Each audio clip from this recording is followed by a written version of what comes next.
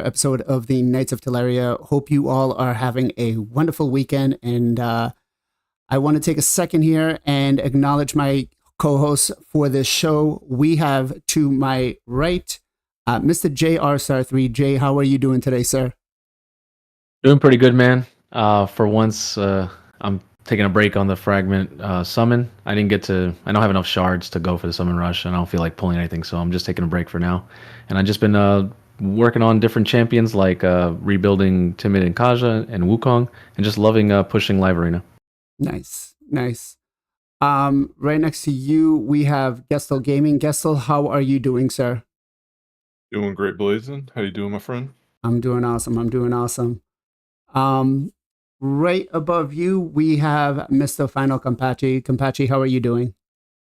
I'm doing good. Thank you for the having me again. I finished Cyberpunk final today, but we got a bad ending. I feel so bad right now. I don't know what happened, but yeah. Oh man. All right. Nice. So let's real quick. I'm gonna ask you guys, are you currently doing this fusion? I know Jay, you said you're not going for it.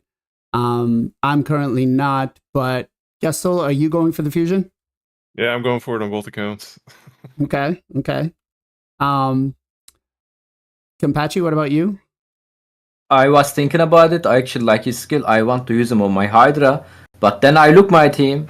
What I'm gonna remove? I can't. If I remove Sifi, I'm not gonna lose the revive, which is gonna be risk on the brutal team. You know, if I remove Lady Kimi, where is the decrease speed, which is needed? Yeah, he's definitely gonna have the early player, mid game player. But especially after I saw the schedule, nah, I can't live without him, to be honest. Okay. And Jay, one more time. Yeah, nay. Not decided last Yeah, minute. I wanted to. I actually think he'd be a really strong bomb, like enabler. If you don't have another like a Yoshi or a Kimi or something like that, I think he'd be really nice. And also, I think there's no other increased defense / increased accuracy champions that give that type of skill kit, right? We always get increased attack and accuracy, but you don't get increased defense and ac. So it's a very unique thing. That's why I wanted to go for him, but unfortunately, I won't be able to go for him. Okay. Yeah, as for myself, I mean, I kind of looked at the kit and I was like, all right, I could go for it. But then looking at the fusion calendar, man, I think that's what pretty much turned me off was the fusion calendar. It was just so bad. It just, maybe I'm wrong, but taking out those extra fragments that we can get kind of just leaves a bad taste in my mouth. I don't know. What do you guys think, Jay? Yeah, it's weird. Like he's not like a void champion. It's not like Emic. It's not a fragment fusion summon, right? This is just a regular fragment summon right after Timid, which was a fragment. So I don't know why they had to be so strict on the like fragments. I mean, like it's not like he was gonna be meta changing. Like if he was that like strong, we were like, oh my god, this is gonna be huge, like another Wukong or UDK. I could see where they could be a little bit stronger and make people kind of like forced to maybe want to spend or like I have to do this event. But it's just like he's just mid game, for most players. So I was kind of weirded out by maybe it was a rush schedule by Plarium and they didn't know what else to do. But overall, it's really too harsh in my opinion. Yeah. Gestal, what about you? I don't know. I mean, they took out the event that most people skip.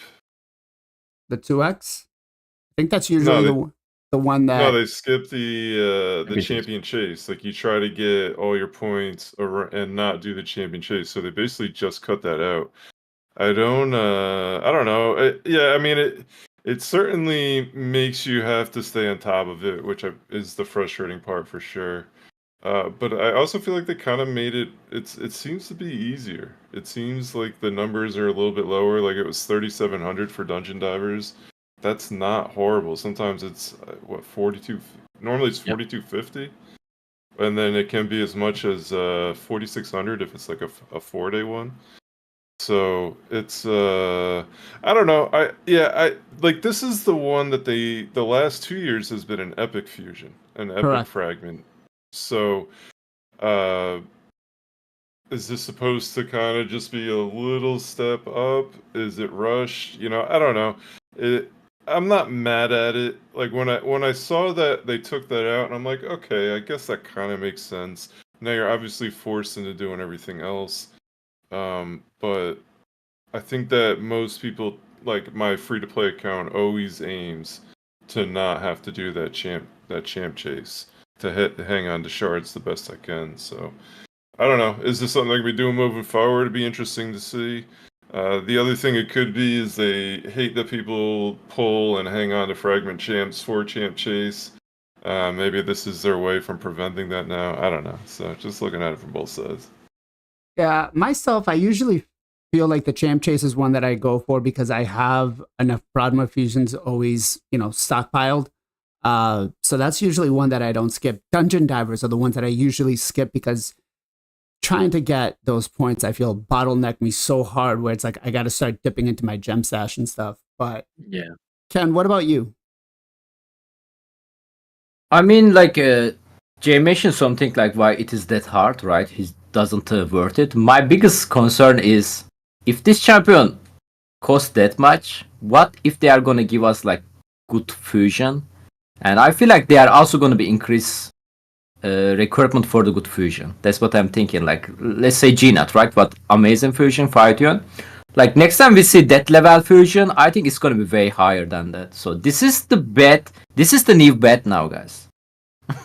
Yeah, We have to get used to it. This is the new bet, to be honest. I think who was it? It was that did a video earlier this week. Oh my god, I can't remember his name. Nubkex did a video kind of breaking everything down, which we'll touch a little bit about the whole J Gigs thing. And he was like, the players are being smart and figuring ways to save resources and try to do multiple things in the game to enjoy it. And it feels like instead of being rewarded for that, they're just turning up the numbers, and I think he was quite right on that. All right, so before we get into the show too far, we've got the content creator question of the week, right? And this week is going to be, what is your biggest fear? And let's start with Jay first. As a, What are you scared of the most? I'm actually, it's weird because when I was younger, I was scared of the unknown, right? Like I think that's just a human trait. But now that I'm older, I'm scared of actually myself because only I'm able to actually drive my future and also destroy my future. I'm not scared of anyone else. I've been through some very crazy stuff in my life. But it's just like you got to be careful. Like like you never know. You might think this is a great idea or a great plan. You're like, oh, you even like guess yourself and make yourself believe this like thing is. And then next you kind of wake up after a few months, or you're like, oh my god, that wasn't the greatest thing. And then all that time's wasted. So I try to not overthink, but I try to actually calculate my decisions a little bit more strategic. But yeah, that's the only thing. I don't really fear other people because I feel like I'm gonna be real. I feel like other people are just NPCs in my life, unless they're friends or family. I just treat them like NPC characters in a game, and I just talk to them and interact and respect people. But mostly the main person I'm scared of is mostly myself. Okay. Real quick, I just want to acknowledge Pogo Pigtie rating us with 32 viewers. Pogo, thank you very much, guys. If you guys already haven't, make sure you go follow Pogo over on Twitch. I'm trying to get him to start doing some YouTube, and I feel it might, maybe another year. I think I could have him get on there. But thank you very much for the raid, sir. Thank you very much for the raid. How was your raid? Let's go with Gestal Gaming next. I mean, my entire life, I've definitely been like scared of like big bugs. I'm not a fan of like big spiders, that type of stuff. But more recently, kind of, I don't know what happened, but as I got older, I have like a severe anxiety like with heights. Like my palms get sweaty. I get like really like scared, man. And growing up, man, I did every roller coaster, everything. Like I had like no issues. And I don't know, like the last 10, 15 years, like I went to the Smart World Championships in Atlanta, and I was staying in this hotel, and they put me up on like the 64th floor, bro. And I get I get on the top there, and I look out that window. I call down the desk. I'm like, you got anything closer to the ground? They moved me down to the second floor, man. I was like, perfect. Hey, I think that might be a good way to try to get tickets to like front row. Like, hey, I'm scared. I already bought like the nosebleed section, but I'm scared of heights. Can you move me down to like, I don't know, bench seats? Might have to try that. That'd be nice. That'd be nice. I'd try that. Ken, what about you, man? What are you scared of? Bro, I can't play horror game, man. Today on the Cyberpunk, there was a big mission. By the way, Cyberpunk is not horror game, but they like it, like make it like a Alien Isolation. I don't know, you guys play it. You know, like there is some scary creatures. It's a dark atmosphere. It's chasing you, and you know that. I throw my earbuds today like multiple times. I'm done. I'm not doing that. Like, I seriously can't. Like, I don't know how people are playing horror games or horror movies. I can't. But obviously, like more serious answer, Earthquake. Earthquake are so scary. Okay. NSRSL, thank you very much for the follow, sir. Appreciate it. So with me, I'm kind of like Gestal. When I was younger, I'd climb trees, no problem, right? As I got older, I don't do heights. Like I will literally climb up like one flight of stairs, and especially if it's like a back hallway or something where it's open, like I look down, I'm like, okay, I gotta hold on to something, breathe, walk down. And me being a UPS driver, sometimes people like, hey, can you just bring it upstairs, like through the back? Not happening. The only one time I will swallow my fear is for my kids. And I remember we took them to a place called Santa's Village, and they had this Ferris wheel. Have any of you guys ever been on a Ferris wheel before? I hate those. No. We went on the Ferris wheel. As they were loading it, my son and daughter, who are 7 and 8, asked me, "Daddy, we really want to go. We really want to go." So I went. We got up to the top. They stopped at the top. And I've got my son on the one side, my daughter on the other side, and my son's a little shit. So he'll push the cart back and forth. And my face was pure white. Like I look like Casper the Friendly Ghost. And I'm like, we get through the next side. I'm like, all right, we're going down, we're getting down. My son's like, just one more. I swear, like I got out and the attendant was looking at me like, are you okay? Do we need to call like somebody to come and make sure I was like, I'm fine. I just need a minute. Can't do it. It was like 50 feet in the air. Oh man. But yeah, the only time I act brave is with when it's for my kids. But other than that, I don't do heights. All right. So let's talk raid this week, right? We've had a lot of things going on this week. And the first thing I want to touch on is the Hydra clash, right? Now we've talked about, certain situations or certain things that Plarium can do to kind of fix Hydra clash, right? Banning, dupe champions and stuff like that. But this week they straight out came and said, we're going to nerf Madman because he's not working as intended from, when we first designed him. We didn't plan on Hydra. But hey, that Trunda Yumiko team? We're going to leave that alone. Because that's a difficult team to build and to, try to get those numbers. And people are furious. I don't know. Chat, let me know what you guys think about that. Is it right that they nerfed Madman and they didn't nerf the Trunda Yumiko or figure out some other thing? And I guess I don't want to call it nerf, but rebalance, right? We're never happy with the word nerf. But what are your thoughts on all of this? Like, are they going about this the right way? Is it going to actually kill this game mode? Or, are they moving in the right direction? Let's start with Gestal first. I don't know. Hydra's clash is frustrating. Ever since the Cobra Cadaver nerf, my clan has not even come close to winning a match. Now, it's obviously because our numbers were super inflated and we're not putting up anything like that anymore. So I find that frustrating. The fact that all five clans don't get something, I think I think that's the biggest issue to me, honestly. I think if you put in the effort, you hit the requirements. I think no matter if you come in 5th, I think you should still get a reward. I think that would make it much more enticing for everyone to really actually want to do it. Even if you're going to come in 5th, you're going to get something. Like, I think a lot of people hold back because they're not going to put up big numbers.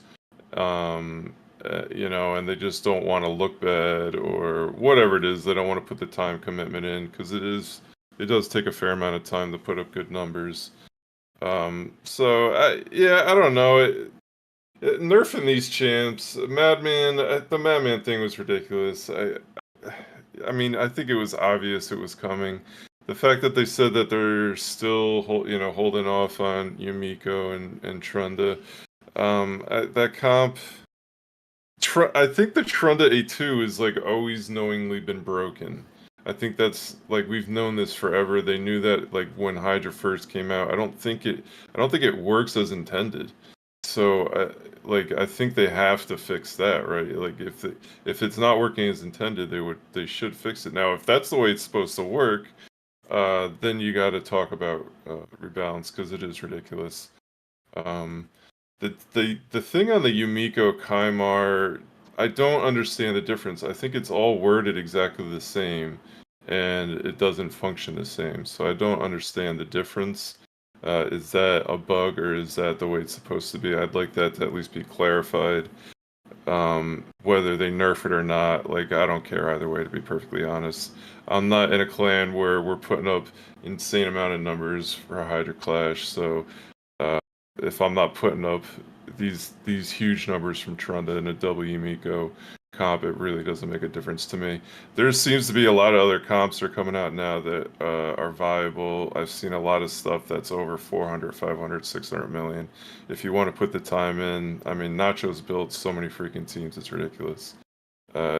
If you want to put the time in, really is what it comes down to, is you could probably put together a pretty good team if you're late game. Yeah. Nonsense actually makes a good point. He's like, Kaimar is not, Kaimar doesn't work the same way Yumika does. So should that really be fixed, right? And I think all of you guys are official. But don't the abilities say basically the same thing, but they act differently, right? So I don't know. Maybe I'm wrong. Maybe there is a little bit different in the ability. But Yumiko's says decreases the cooldown of all ally skills by 3 turns and increases the enemy skills by 3 turns. Will not decrease the cooldowns of this champion's skills. Kaimar's, let me see where he is. Kaimar says resets the cooldown of all ally skills, fills the turn meter of all allies except this champion by 20%. So it's kind of not put in there, but like they've came out and said that that's not how it's supposed to work. He's not supposed to reset another Kaimar's skills, right? Because that's one of those things. And they've never said that about Yumi. They've never said that about Yumiko, right? Just like Nacho said, they read pretty much identical, right? Yeah. So yeah, and back to my point just a second ago. I mean, you guys have all been in the content creator chat, and I think one of the first things people really harped on were like, this double Yumiko thing needs to be fixed. I don't think there's a single content creator in that chat that disagrees that something needs to be done about that. So, but let me throw it to Ken next. Ken, what do you think, man? I actually wanna make a video about that last week or 2 weeks ago. There was a Oracle, right? I think he's a Discord moderator. Yeah. He made a post. I actually didn't see original post, but I see it on the Reddit. He mentioned Trunda Yumiko not gonna get a nerf before the raid diggers, by the way. We was know that. And the reason for it, because Trunda Yumiko comp is so hard to build, so damage output is fine. I mean, I don't know he ever built the Cadaver comp. Cadaver comp is not easy to build. You need like lots of the champion in the reflex gear, insane stat on them, high resistance. Most of the team need a Krisk, especially if you don't have a Yumiko. Krisk is needed. And another thing is, let's say your gear is awesome, everything is well. If Mischief still your cadaver buff, you are gone. Like you are done. You have to retry that. You cannot build this cadaver anymore. Or let's say cadaver is single target, right? Tranda is not. Like let's say Mischief is spawn. Let's say he's weak affinity against Michinage, your Hex champion, right? Or let's say 3% happen, you didn't land Hex debuff on him. How we are gonna target him? With the cadaver. If you cannot target him, you cannot kill him. That's pretty simple. So my thing is what I'm thinking, they hate the blue color. So they are gonna nerf everything blue, but they are not gonna touch anything yellow or orange. Something like that. It's super weak in my opinion. Like it's super. I can't believe it. Like it's super obvious that they don't nerf them because they are legendary champion. And, I kind of see that and it makes a little sense. They're not making money off of pulling rares. They're making money off of pulling legendaries, right? By the way, they also said, like, we don't want to nerf them because people are using it in the multiple plays. You don't need to nerf them. I always saying that give the Hydra an passive skill like enemy max HP. Yep. Why enemy max HP champion are not broken? Why nobody's talking about them right now? Why nobody's talking about Acrisia? She's got the right on the Hydra. Why nobody talking about her? Because enemy max HP. Doesn't matter how strong Acrisia you have. You cannot deal more than 10% enemy max HP. You have to add similar skill to normal damage. So if the Tranda dealing like 10 million damage from the one single hit, limit that like 5 million, 3 million, I don't know, So it's gonna affect every single champion. It's also gonna be fix the cadaver issue without touching the cadaver. Madman issue without touching the Madman. Let's say another dwarf rare champion gonna be good on the future. Before you nerf him, you are gonna nerf everything in the future, right? Just add a Hydra new passive skill. People still gonna use the Tranda exactly same on the arena or anywhere else. It's just gonna be affect her damage output on the Hydra, but no. Yeah, it's definitely. It definitely irks me quite a bit because I feel like the comps that they're nerfing or the first comp that they nerfed, the cadaver comp, I built it. I ran it. There's a point variation on it, right? Sometimes you could have good RNG, sometimes you could have bad RNG, but it took hours to get done. Manuel. Huh? Manuel. Yeah. And now with this Madman one, the gear on it is actually quite intense. The double Yumiko one, I think you need to have him at 350 speed. You don't really care about what gear. You just need to get one hit down and then just the splash damage. So I do feel it's kind of a load of BS. But Jay, what are your thoughts on it, man? So I understand the sentiment of whenever we build unkillable, like we had unkillable previously, soloing, right? Iron Twins, people didn't like that, so then they nerfed it. But we still, the community still found ways around it. So, people found people are using Acrisias, people are using Trandas, so we're going to find a different way to do Hydra Clash because we want to, we want to compete with everybody. So I totally understand putting the work into it and being upset that's hey, you've taken this hard work away from us. You never said we couldn't hit these caps. But I think it's kind of we're the actual players, we're the devs, right? The players really find out the speed tunes, finds out the bugs, finds out the max damage, what you can do with a rare. So Player's whoa, rares should not be hitting this hard. You should not be going for a rare and doing more than Legos, right? Or equal to the amount. So in that aspect, I can understand why they nerfed it. And I actually called it out. I was they're going to reduce Cadaver to 200,000. And it happened, the exact number too, which I was wow, did they listen? But yeah, unfortunately, Cadaver I know is really hard to set up, and there's other things that are annoying too. But the rares should just not hit that hard, man. They shouldn't. But I understand the fact that it's the free to play or mid game way, late game to combat these Krakens and whales. I totally get that, right? So players should give us different options to do that. They argue. They could argue, well, we gave you our attack, we gave you other stuff, but it's just it's if you're either gonna do top 5, everyone gets something, or you cap out just normal damage, not enemy max, but just normal damage versus a head, and just give all the heads that sort of passive. Then everyone can be okay, cool. We just have to reach these numbers, and we can all be balanced. But it's always gonna be this weird game mode where right from the beginning it already had controversy, and it seems like every single month it's just having something else. So I guess we'll see what happens. But overall, I don't like the kind of like they didn't give something to the player base, like, hey, for everybody who actually built these comps, we should give you something in return for spending so much of your time to build this.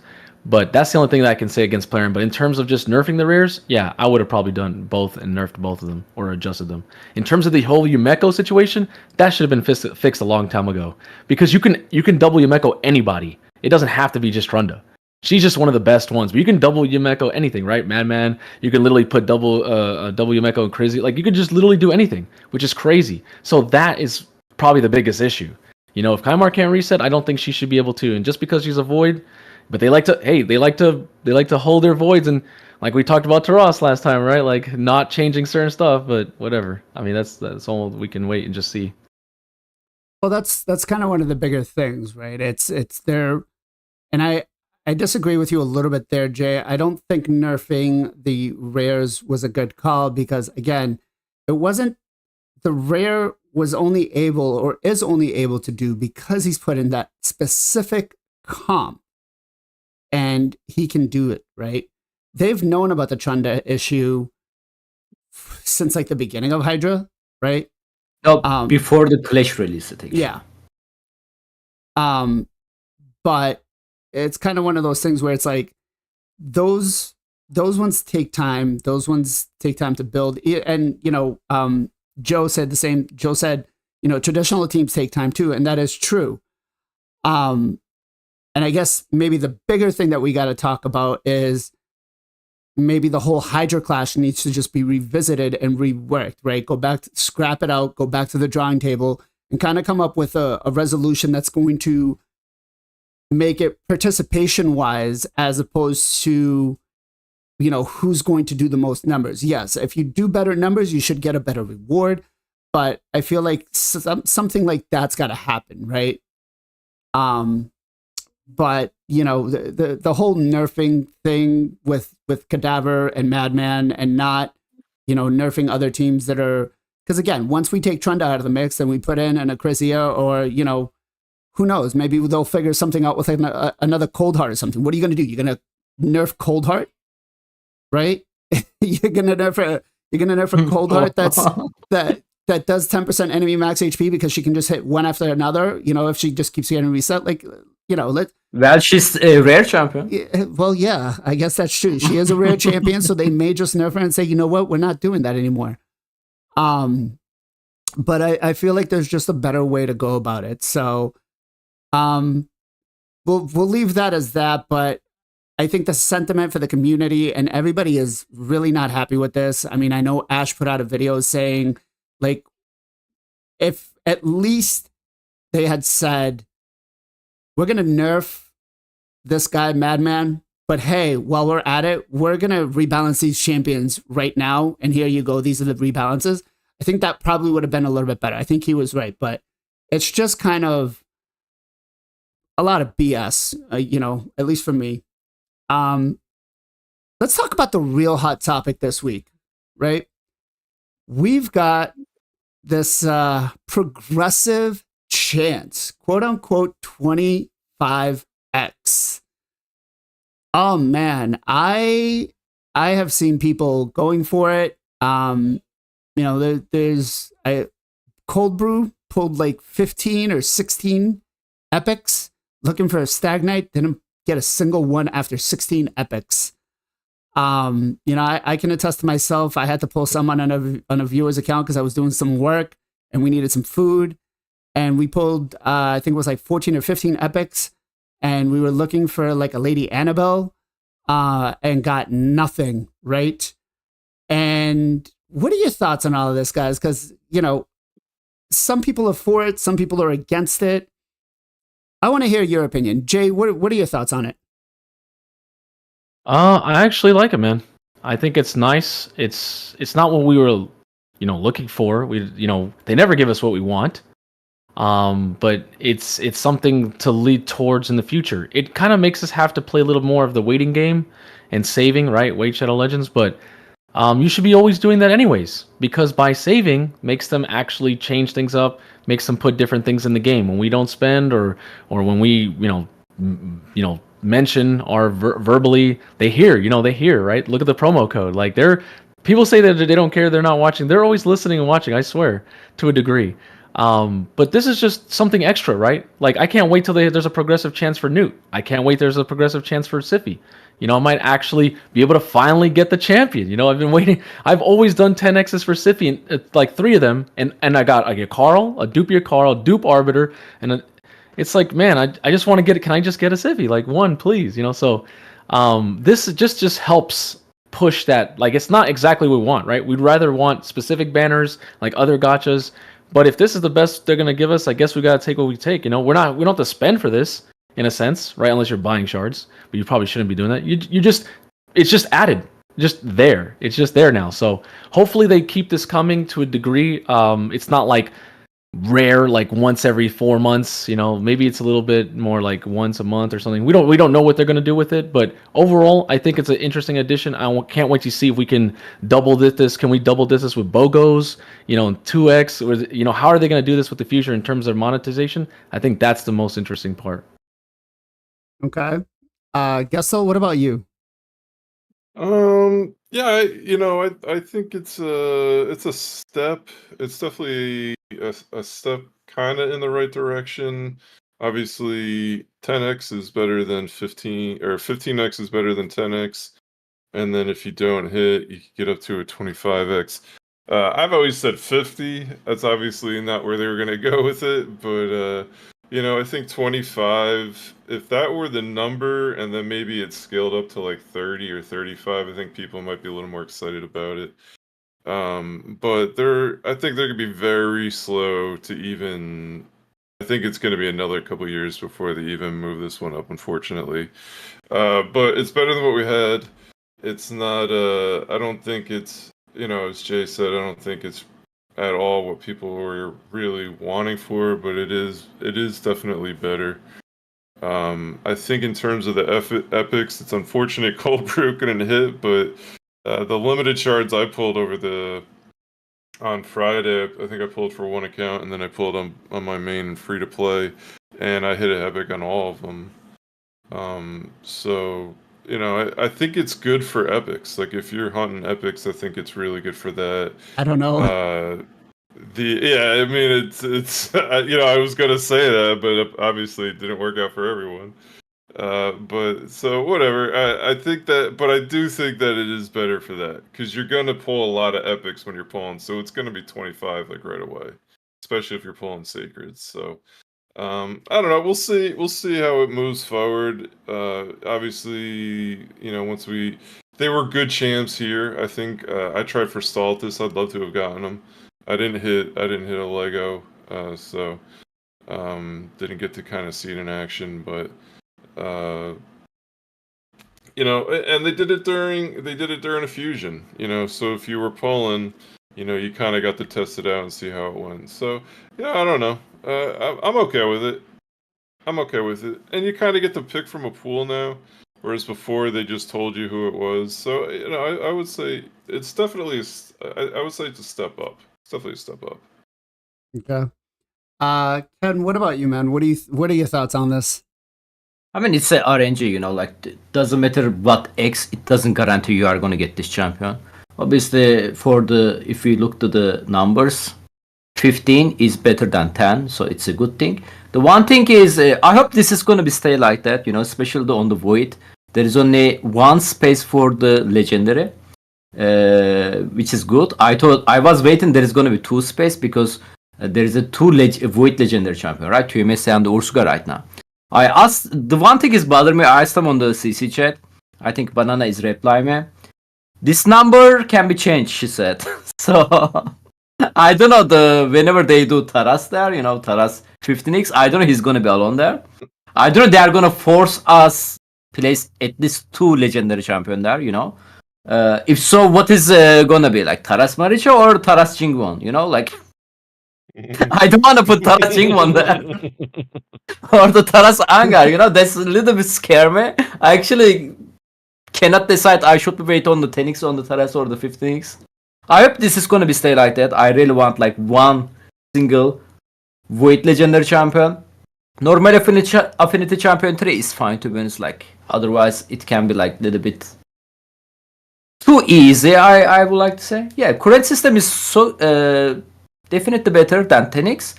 I hope this is gonna be stay like that without they changing Force Legendary Champion slot.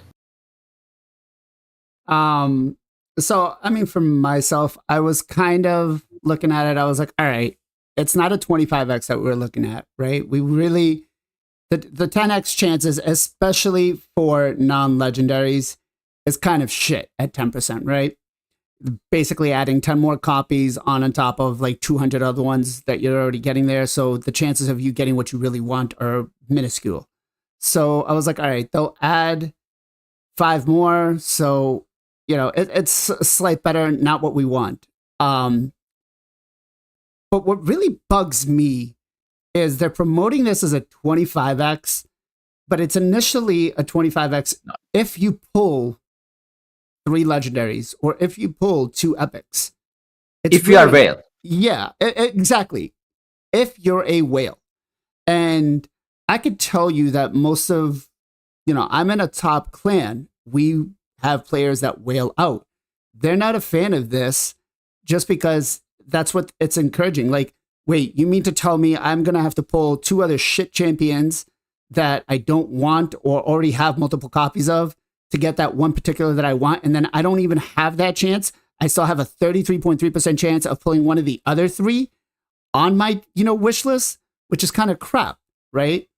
And I think that's kind of the bigger issue. I feel like Victor Tez just said, you know, one of the best things, which was, why not just make it a flat 25x? Why add more layers of RNG in it? Why just make it so much more difficult?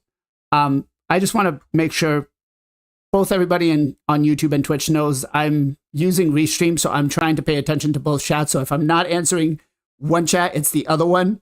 We're going to try to figure out who's going to start answering which questions on which chat soon. But right now, I'm kind of trying to do everything. But back to my point, it's completely garbage. I don't feel like it's just a slightly better 10x. And then the fact that they told us that we're basically not getting anything, like it's here to stay, and so is the 10x. And one of my biggest worries was that what happens if we do this during a fusion, right? We get a 15x now. Luckily, next week, they're not doing it for the players. There's not going to be any sort of 2x or anything like that, which I feel is kind of crap. Like the champion chase are the easier ones. But what happens if they do a 10x, 15x? What are your thoughts? Like, if they do something like that, is that, you know, obviously we're not going to know until, you know, the fusion starts or the fusion calendar is released. And then, you know, who knows how they're going to present it to us. But what do you guys think about that? Like, do you see that possibility happening of getting a 15x and 10x back to back during a fusion? Jay? No, I think they're going to keep it like this. You just get a 15 and 15. If they just make progressive something like rarely happens, then why ever pull during a 10x?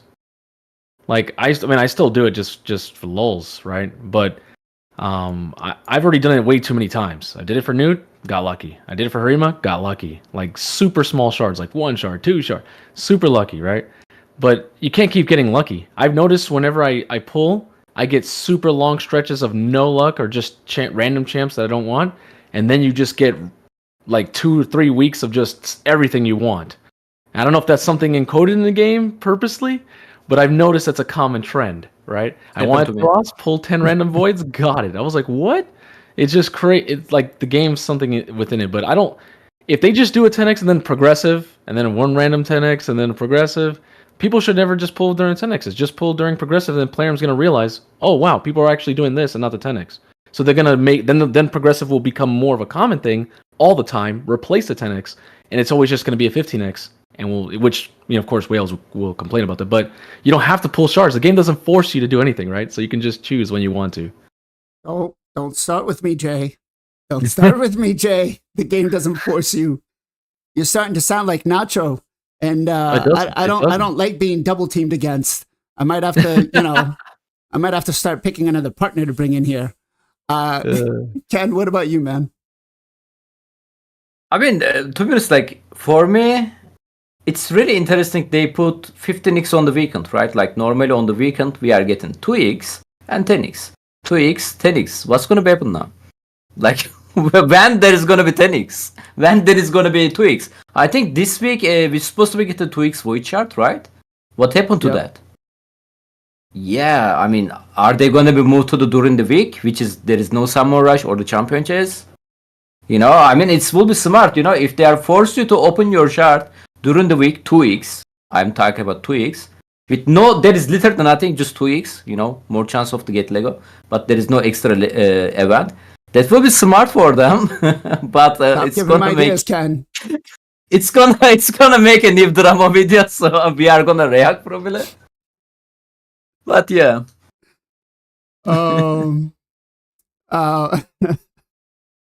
Battle Slam can sleep on the pot. No, I need somebody that's going to help me fight. It's not fair. It's already hard enough trying to take Nacho on. I can't, it's not unless Nacho's willing to tie his hand behind his back and, be gimped to have Jay help him. Gestal, what about you, man? What do you think? Yeah, I was kind of hoping they were going to phase out the 10x by introducing this. I think that would have made things maybe a little bit better, made people a little bit happier. I don't know what they were doing about this weekend. Maybe they just wanted to show it off, and then, since it's the holiday weekend here in the States, maybe they'll do, Black Friday. Maybe they'll do like a 2x for each different shard, each different day, something like that. But to kind of make up for it, I guess. But yeah, I mean, obviously it wouldn't be cool if like during a fusion they do a 15x and then a 10x for the next week, and you have to hit on both of them. That would definitely kind of be. I think you would hear a pretty loud murmuring throughout the crowds. Nobody would be happy about that. But I don't know. Oh, I guess we'll see. I don't think they would do that. But I could certainly see it happening, I guess. I don't think they will, though. Well, we know that, for the last 3.5 years or 3 years consistently, we knew it was going to be a 10x, 2x, 10x, 2x, and we could predict when the shards were going to come out. Now adding this one in, and we did get confirmation from community management that, this is all going to be randomized now. We're never going to know, we're going to find a couple of days out before that, hey, this weekend's going to be a 2x, or this weekend's going to be a 15x, or this weekend's going to be a 10x. So we're not going to have that, guaranteed anymore of like expecting or knowing what to expect, right? Which, one thing I could tell everybody is hold on to your shards, especially if you're going to be looking at going to some fusions, because we could end up in some bad situations. Because I asked myself, I said, hey, do we have any sort of guarantee that this is not going to happen? And that's kind of when I was given the answer. It's like, it's all going to be random. We never know. It's all deciding who, the monetization team is basically going to say, yeah, you know what? We need a couple of $1 million this weekend. Let's throw out a 15x on Taras.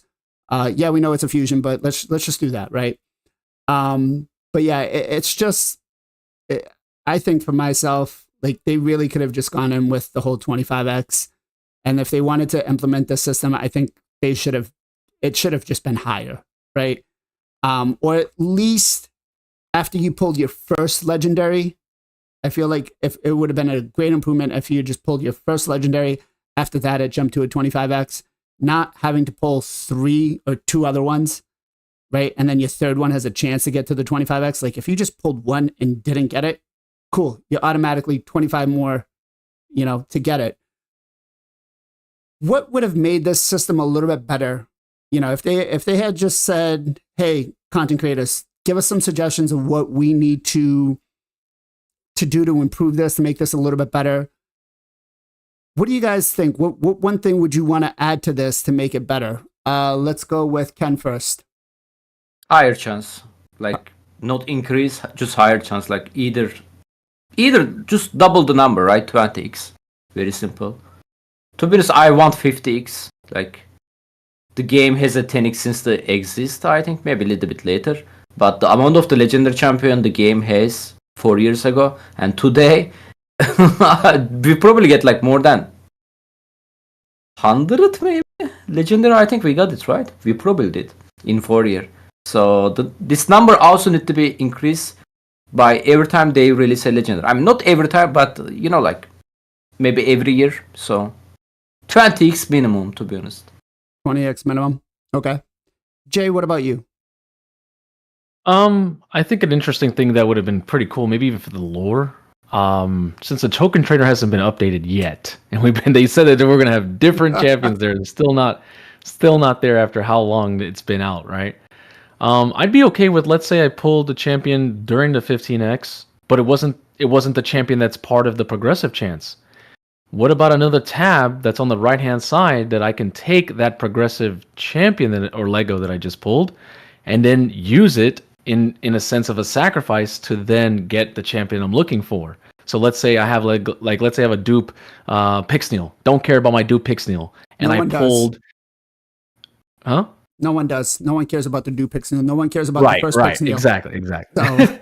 So yeah, imagine I had a dupe Pixneal, right? Like, and I do actually have 3, and so I have an extra one. I pull through the progressive chance. I'm trying to go for, let's say there's a progressive Newt, right?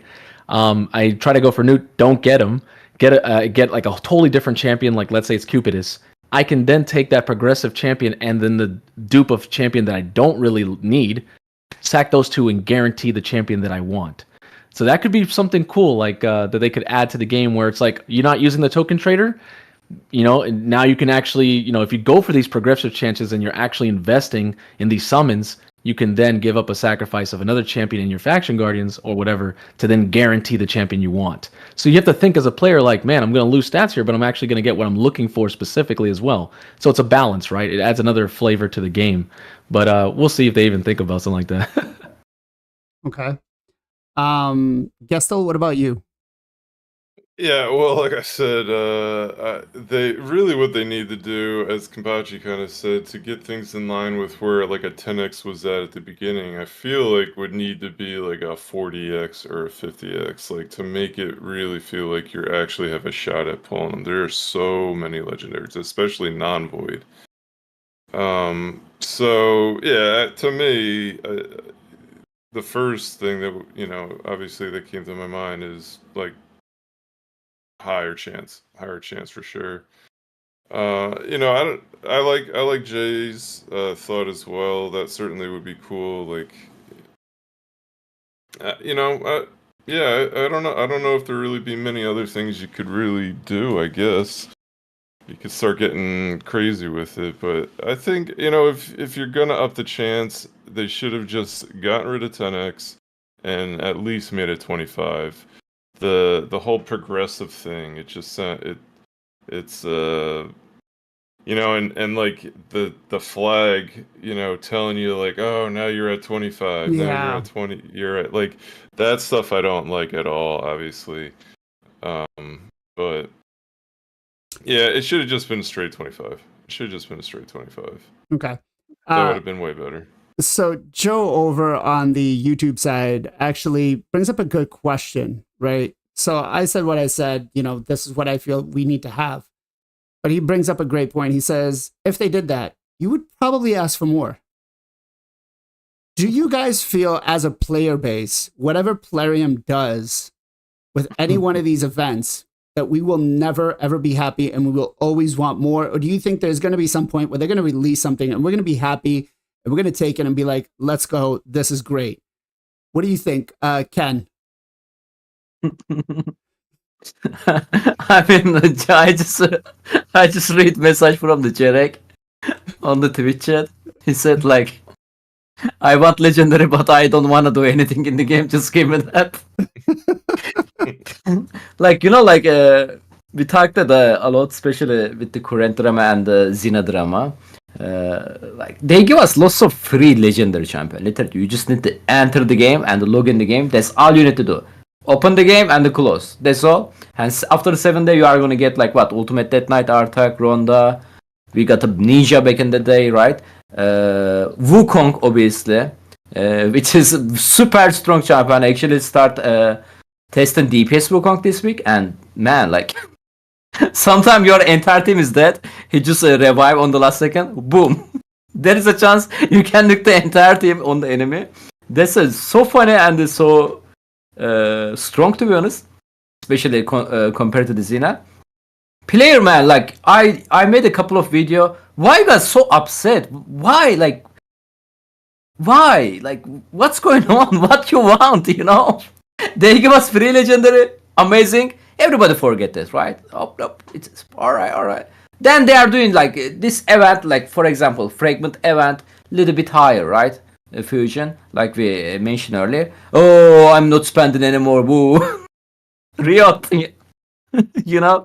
I mean, guys, like it's give and take, man. Like a little bit appreciated would be nice, to be honest. I don't want to be like guy looks like a protection the Plarium there. I actually give them 1 star on the Play Store recently because I opened my number 1 Hydra Clash chest, like literally number 1 and the top chest, like top. You got like 6-piece reaction. I mean accessories there, right? Bro, 5 of them 5-star, man. I don't want to see 5-star anymore on the end game. Like just because of that I get on 1-star, it's still 1-star.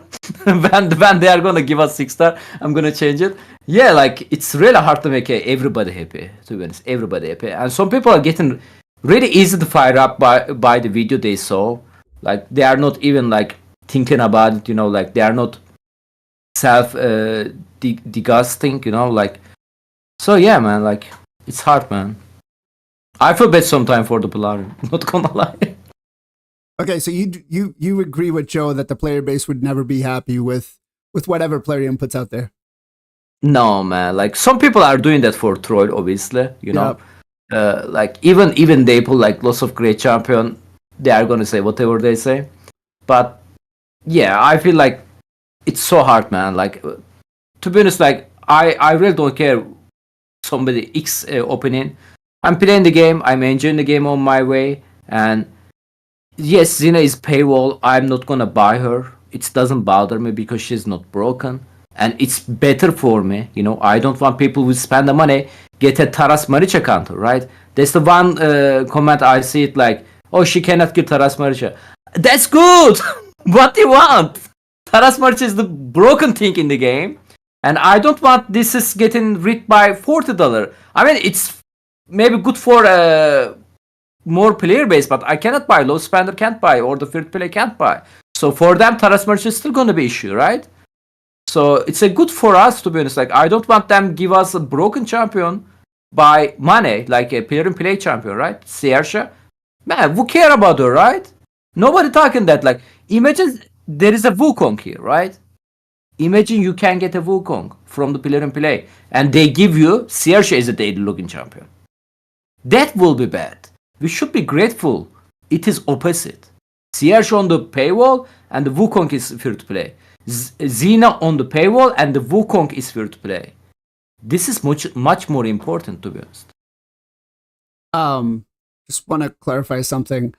The duo is not an issue. I don't know what you're talking about. I use them, and you know I'm having a really difficult time going up against these teams. I'm saving my mercy for Taras Phoenix. My opinion can be changed, but right now I'm neutral. Okay, so we are going to have another guest coming up real quick. Jarec Gaming. He wants to join us in for a particular segment on the show. But before I jump into the next 2 guests, I have a message for Nacho. Nacho, the YouTube community misses you and wants to see your pretty face. So they want to know, what the hell, man? What the hell? Ogar, right? Ogar misses him. Yep, he wants him. Gestal, what about you? What do you think, man?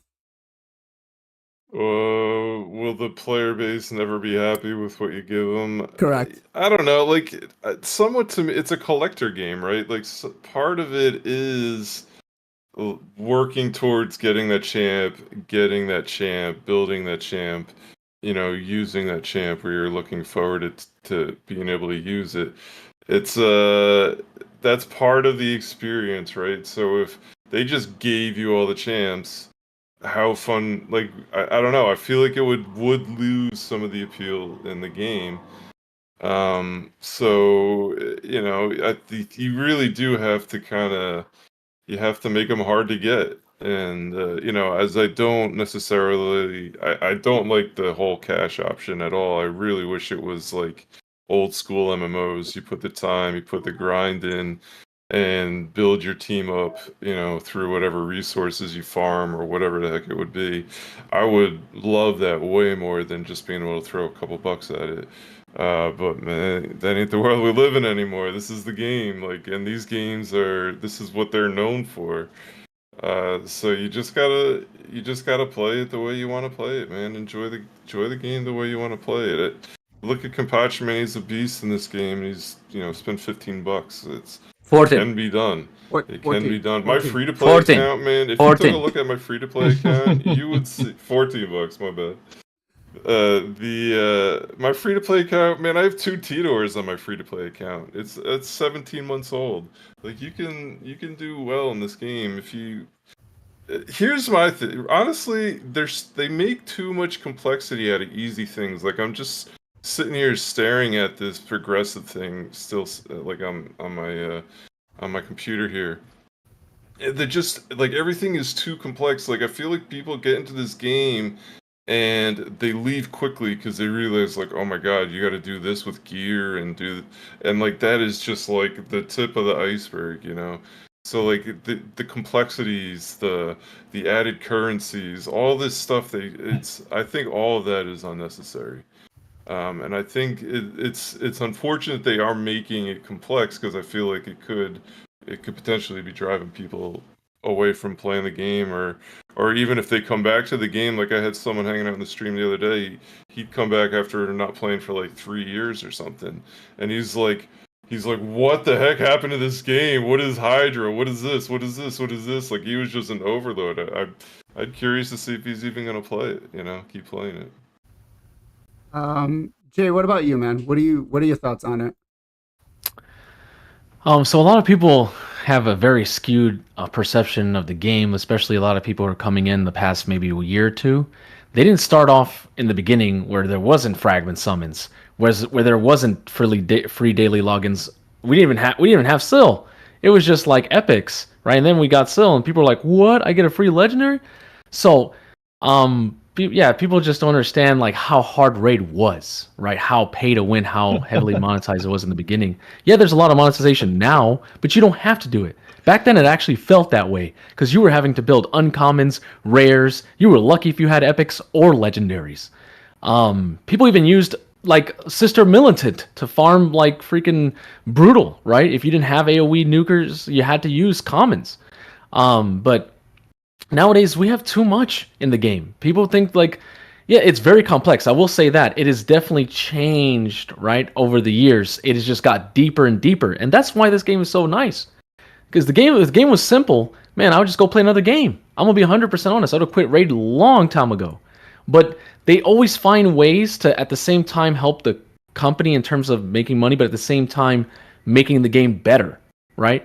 And it's not like they don't forget about the free-to-play. It's not like we're not going to give you nothing. No, they actually added more free daily logins. They added, every single time there's a certain thing in the game that you can't beat, they add either a fusion, fragment summon, or free daily login to help the player base because they realize in the analytics, hey, people are not doing good in Bommel, right? People are still not soloing. People are still not, maybe watching videos, or new people just don't know how to do it. They don't have the gear.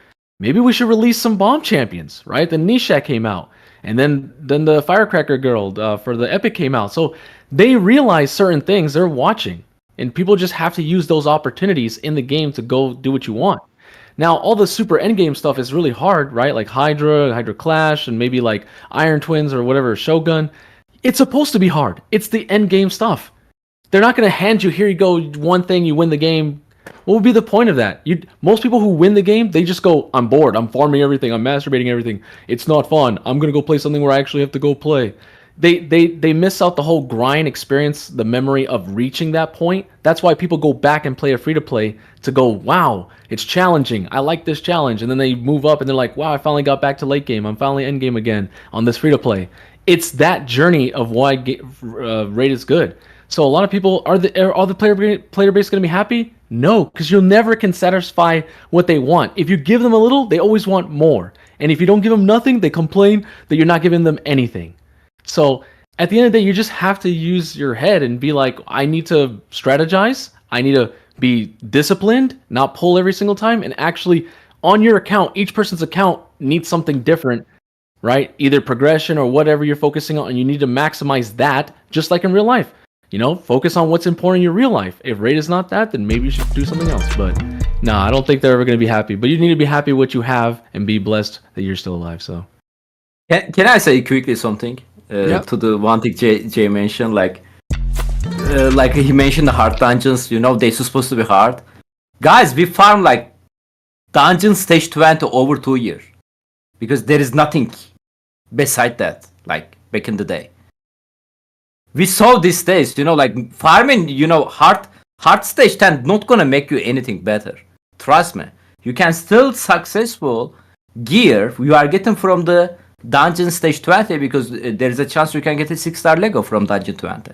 Same for the hard 10. Hard 10, there is a chance on hard 10 can give you mythical. But again, guys, like it's the chance of the getting strong gear. This is the another video podcast subject maybe.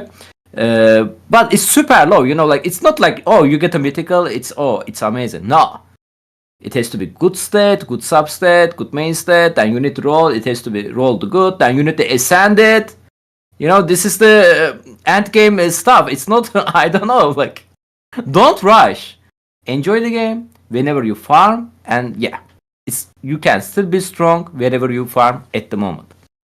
I think Ken is correct on that. I mean, it is just a game in the end, and we did spend 2 years farming stage 20. Forget trying to, you know, as content creators back in the day, the biggest thing we had was, okay, how do we create something that hasn't already been done? At least now with multiple levels, we can come out with something a little different, but I mean, it's just the same thing overbeaten, right?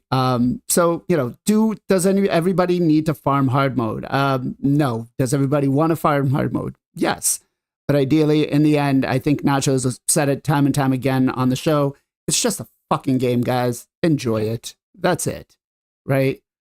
So I do want to welcome Jarec Gaming to the show. Thank you for coming. Hey, dude. Guys. And I think it's about time we talked about the massive drama this week. Before we get into that, I just want to say, Jezzy, thank you for the follow over on Twitch, and Pabs, thank you for the follow over on Twitch as well too. We had a fellow content creator, Jay Giggs, who I have much love, much respect for this guy. I mean, the stuff he puts out is hilarious. I don't know how he comes up with it. I mean, I feel like he's a great watch, right? And he essentially called out the content creators and the community, you know, with all the crap going on lately, right? Have you guys watched the video yet? I know some of you have. Jay? Yes, I already watched it. Okay. Jarec, have you watched it yet? Yep. I had a flick through. Okay. Gestal? Yeah, I watched it. All right. And Ken? I did. Okay. Did you guys do reaction videos to his yet or no? Jay? I did a reaction stream. It was about like 2 hours. 2 hours?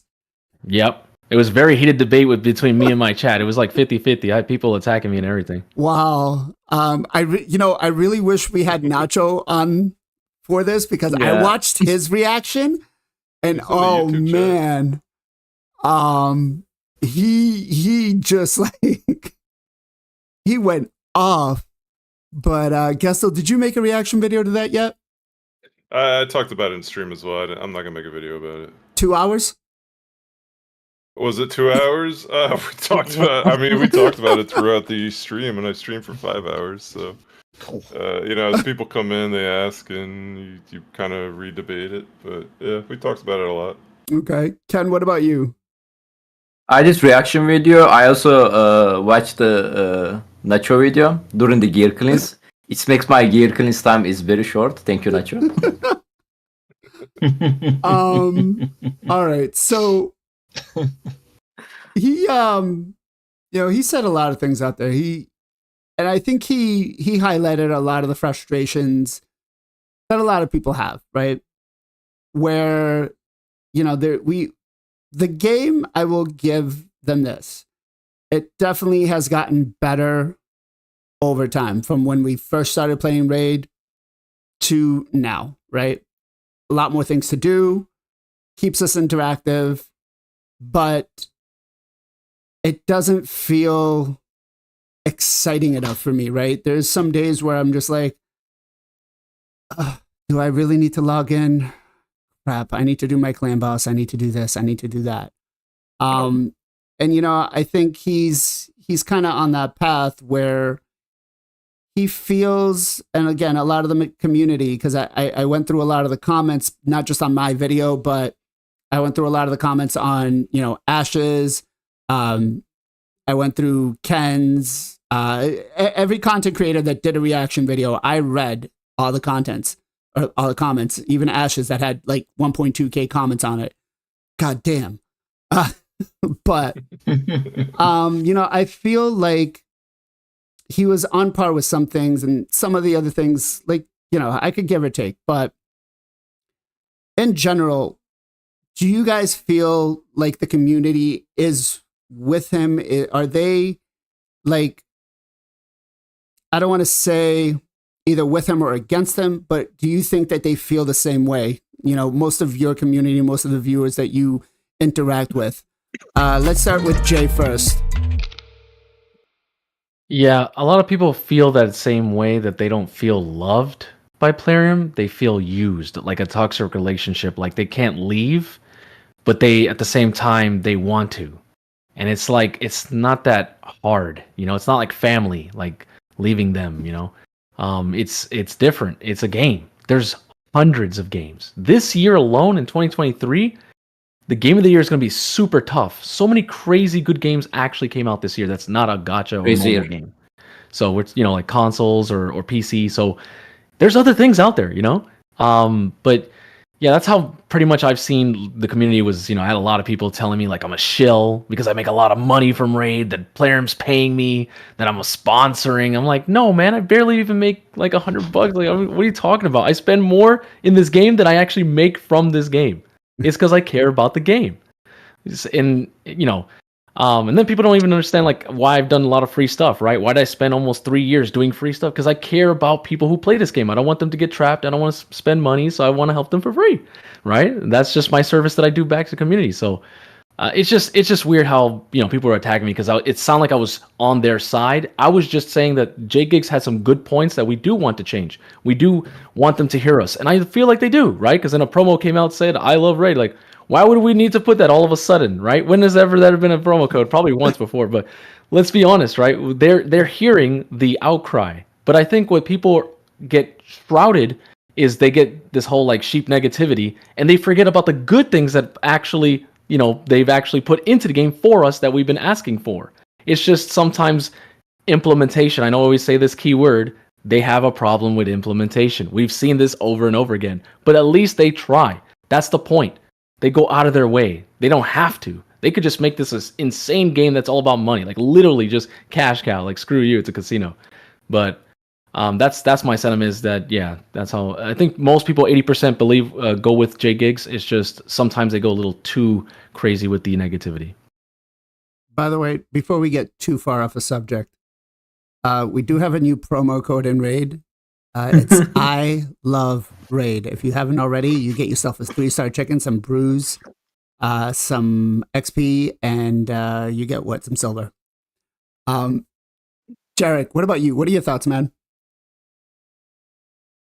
I don't know. I just personally, I just felt he was riding on the wave of all the other stuff that's been going on, and just felt we could get a bit of extra clout for it, and it has done. I mean, I don't know what he thinks he's going to change, or what he thinks everyone, the content creators, can actually make a change. We make contact with a few thousand players, but I think as Nacho was saying, I don't know. Someone was saying that there's probably, I think it's in Hell Hades actually. He was saying there's like 1 million players that play the game, and a few thousand that we kind of millions. So fine, it might dent a bit, but when you've got these people, these Arab princes and whoever the hell they are, these people just laying out thousands, all without any second thought, it's just going to keep going. There's nothing we can do about it. You got to like it or lump it. And yes, we can obviously kick up a stink and make videos and that sort of stuff. And I guess to a degree they won't like it, but I don't think it's really going to damage anything they want to do ever. If they wanted to, they may do something, I don't know, to maybe show they are listening, like this I Love Raid jokey troll kind of thing, and they might react like that, but they'll never ever change anything that's on their timetable plan just because the community are a bit upset about it. They'll never do it. Okay. Gestal, what are your thoughts on it, man? Well, I mean, I understand the sentiment of the video. I definitely feel like, I don't know, there's just a lot of negativity towards the game recently, and maybe he just wanted to vent his frustrations, or genuinely would like to make a change in it. I'm sure. J-Gigs is the man. I've laughed at his videos for years now. I think he's great. Typically, he is pessimistic when it comes to Raid, and I would say the majority, if not all, of his videos. So, this certainly went that route as well. As I was saying on my stream, I didn't really feel like he came up with like tons of examples as to why Raid hates us. I can tell you, I'm sure a lot of you guys could tell you, that the people that we deal with, Banana Ace, they're hardworking. They care a ton. I mean, they're working weekends, nights. We're all over the world. They're getting back to us from different all the time. They care, man. Now, the people who make the decision on the money, I'm sure they don't care about us at all. I'm sure they just care about that money coming in. But I feel like the developers, the guys that we work with in the community management area, the coders, those guys probably really do care about the game. And I think it shows, so I've played tons of gacha games. I've gotten sucked into tons of them. There is not even one that has held my attention for more than a couple of months. This game has held my attention for almost 4 years now. And that's because they constantly have updates. Every month there's new champions. Every 3 months, every quarter, we're basically getting something. We get something new added, whether it's content or, this year Live Arena, we got Mythical Chance was added, Gear Ascension. There's always something, and it kind of keeps you want to keep playing. If there's a game that I get tired of playing, I don't want to play it, I stop playing it. There's no hair off my back, whatever, let's move on. If you're not having fun playing a video game, man, I don't know. I don't understand why you would feel trapped. And I guess unless you spend a ton of money and then you maybe feel trapped to keep playing it. But, this is entertainment, man. This is a video game. You should be having fun. But I think his overall general sentiment is I think he wants a better game.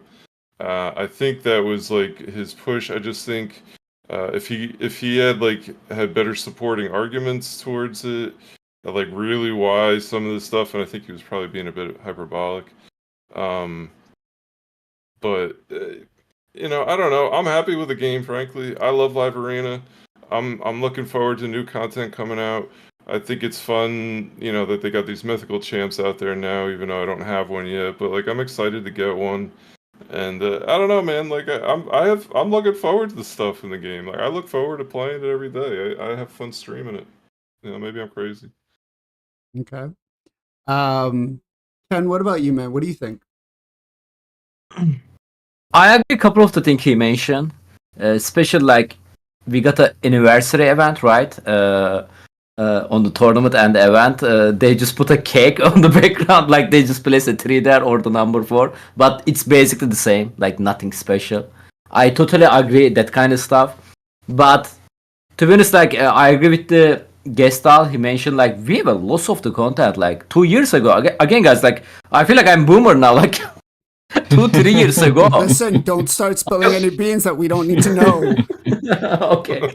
Like I wasn't CC back in that day. I started streaming like close to 3 years now, but like on my first year of the raid I wasn't CC, but I was watching the CC, like I was watching content creators. Steve was there, especially I was watching. We was begging for the content. There was nothing in the game. There is not even lady in the game. There is no reason for the do faction more. Like no Doom Tower, no Hydra. Maybe it was a good thing, So no Nightmare campaign, no Tag Team Arena, no Live Arena, no Forge. Obviously, no filter system. Like imagine try to build your champion, and you just looking for 2% crit rate, and you need the attack percent chest plate. How we are gonna find it? You're clicking through every single piece. Yeah, exactly. You have to click every single one of them. Those days. Yep. Yep. And still, it's gonna be 99%. Can tell you that. So we have like Hell Hades optimizer now. Like it's Hell Hades doing like great stuff. Like Gestal also have a website for it, filter system, and like great stuff. Like to be honest, like, and we are gonna get a new content soon, which is they said bigger than Doom Tower. Obviously, we don't know detail yet, but like. We have a loss of the content now. Like, hey, maybe you are not happy about the content. Maybe if you are like, I'm not talking about JGig specifically. Let's say you are a whale, they release the Phantom Shogun, and on the day one, you have a 10-second farm.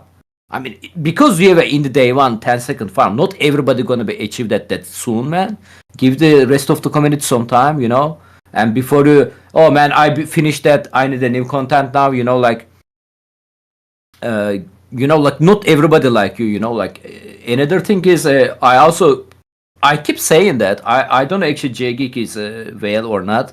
I think he using like free to play how to say that account, but yeah. Before that I don't know what was he doing, like it's also the important, like like if I play every single champion in this game, if I experience every single champion on my account, like making a new account, like I see that before. It's like a getting spoiler, And if you whale a lot, that's the reason I believe why we are recently heard loss of the whale account. Like what was his name? Oh my god, he was also this Korean dude.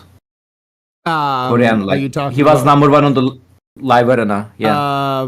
Oh yeah. Mo-chan. Saito. Oh, Saito. Yeah. Thank you. Saito quit. Yeah. Like. I heard he quit, he sell his account. I mean, guys, like at this point, like after you spend like insane amount of the money, like you already were like, I'm just gonna throw the champion. If you already have 4+4 Sifi, is pulling another Sifi gonna be make you happy?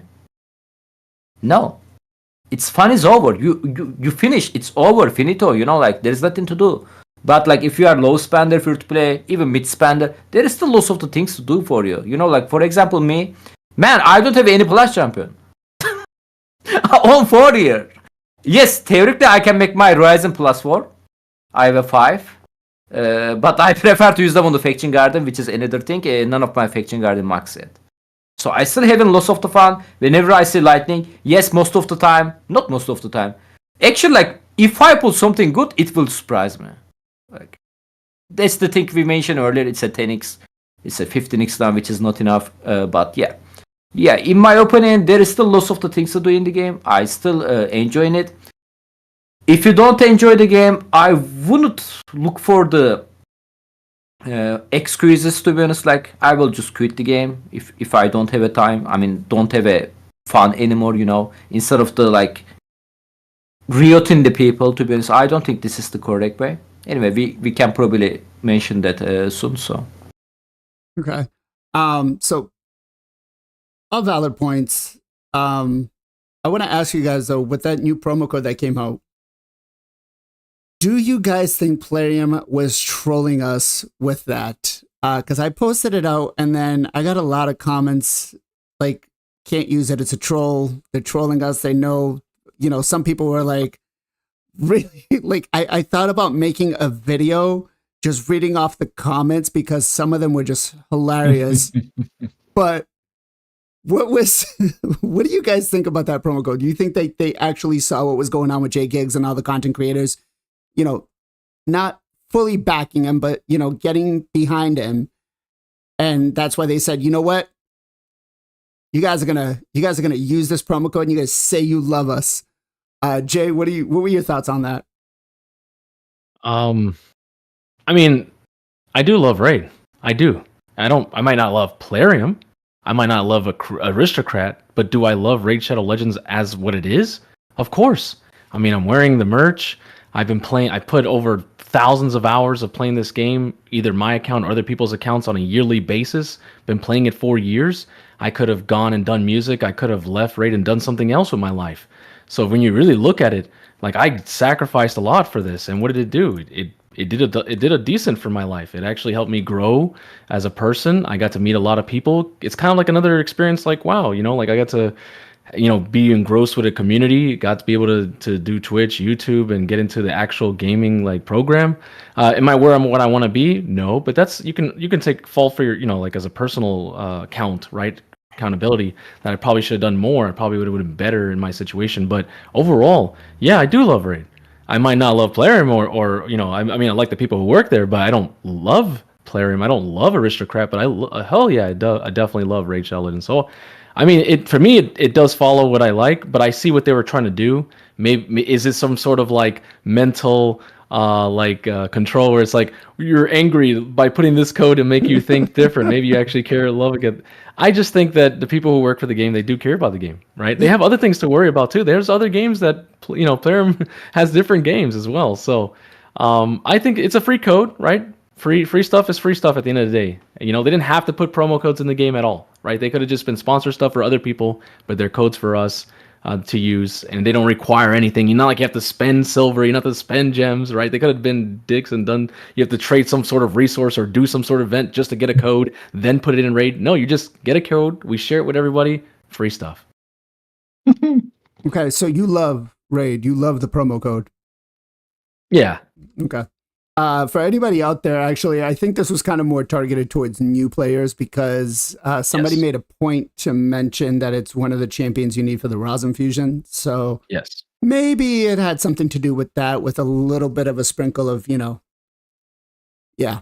Jarec, what about you, man? I just read your response over on Twitch where you said, I typed, I hate Raid just to see if something would happen. Did anything happen? Just said invalid code right again.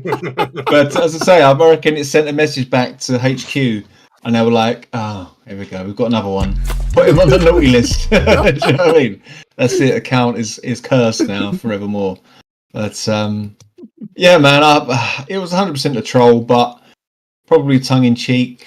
You can get your tinfoil hat on and possibly think they're going to run some analytics and see how many people actually did it and that sort of thing. But it was clearly just a little jab just because of all this stuff. 100%. Okay. There's no way that had been scheduled to go out just before all this happened. There's no way. Okay. Real quick, Jarec, can you drop your YouTube channel in the chat, both on Twitch and YouTube? Guys, if you haven't already followed him, please make sure you follow him. He's trying to make content creator. He's really close. He needs help with the views. He's got the subs. Again, please make sure you guys take a second, go over to his channel and follow him. Give him some support and love over there. Gestal, what about you? Did you type that code in? I have not put the code in yet. I didn't even know it was a code too. You guys just told me. Honestly, yeah, it seems like a troll, right? I mean, would it come out the day after? I don't know how quick, how easy It was like the day after. Yeah, it was update yesterday. that stuff. It seems like it'd be pretty easy. So they're probably like, it was gonna be like a new player code, and they're like, you know what, we're gonna put I love Raid or something. They just change it at the last second. I could totally see it. Okay. Ken, what about you, man? I don't think it's they did it on purpose, man. Like, because even the nerfing Nogdar, they nerfed Nogdar on Sun Devil. I don't know, you guys remember that 7-second farm?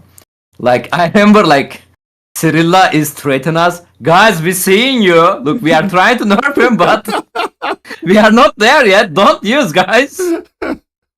So I don't think, like, this kind of stuff. Again, like, I don't know how is the coding system working. Maybe it's so quickly. Maybe they did it for the JGig, but I don't think they are gonna like release a promo code just against the one content creator raging against them. It's make them small, to be honest, But it was super good timing, not gonna lie. And yeah, I use it. It's a free, bro. Of course, I'm gonna use it. And I believe most of the people raging, staying with the JGig, also use this code. You think Jake?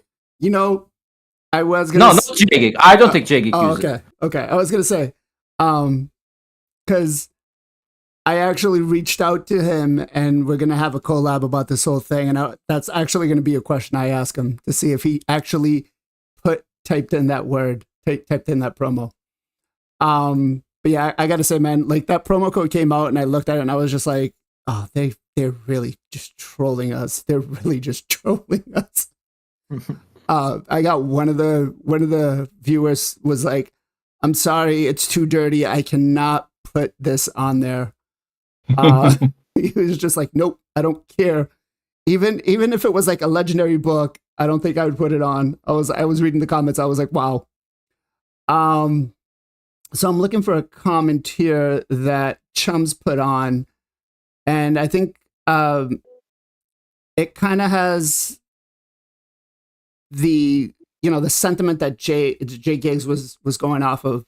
He puts in to chat. He says, particularly the thing that bugs him the most is the greed, right? The game is awesome, but the prices are unrealistic for everything in game. For a common player to compete, they're looking at about 500 euros a month. Zero if you really, if you don't want to compete, then it's nothing. But if you're looking to compete into, Plat Arena, trying to, be on like the global leaderboards and stuff like that, you're looking at having that kind of a spending allowance in this game. Now, what do you guys think? Is it, is he right on that, right? Do players, that are on the higher end of scale need to spend that much to compete? Is that what Jay Giggs was really kind of hinting at? Or was it just more of like the unhappiness of, because let's face it, for the last couple of months, it feels like it's just been shard after event, shard after event, shard event. And I know Notch is going to say, screw you. You don't have to go for these events. Okay. I'm trying to pretend to be Nacho here. You're just tripping. The game doesn't make you do anything. No, the game doesn't.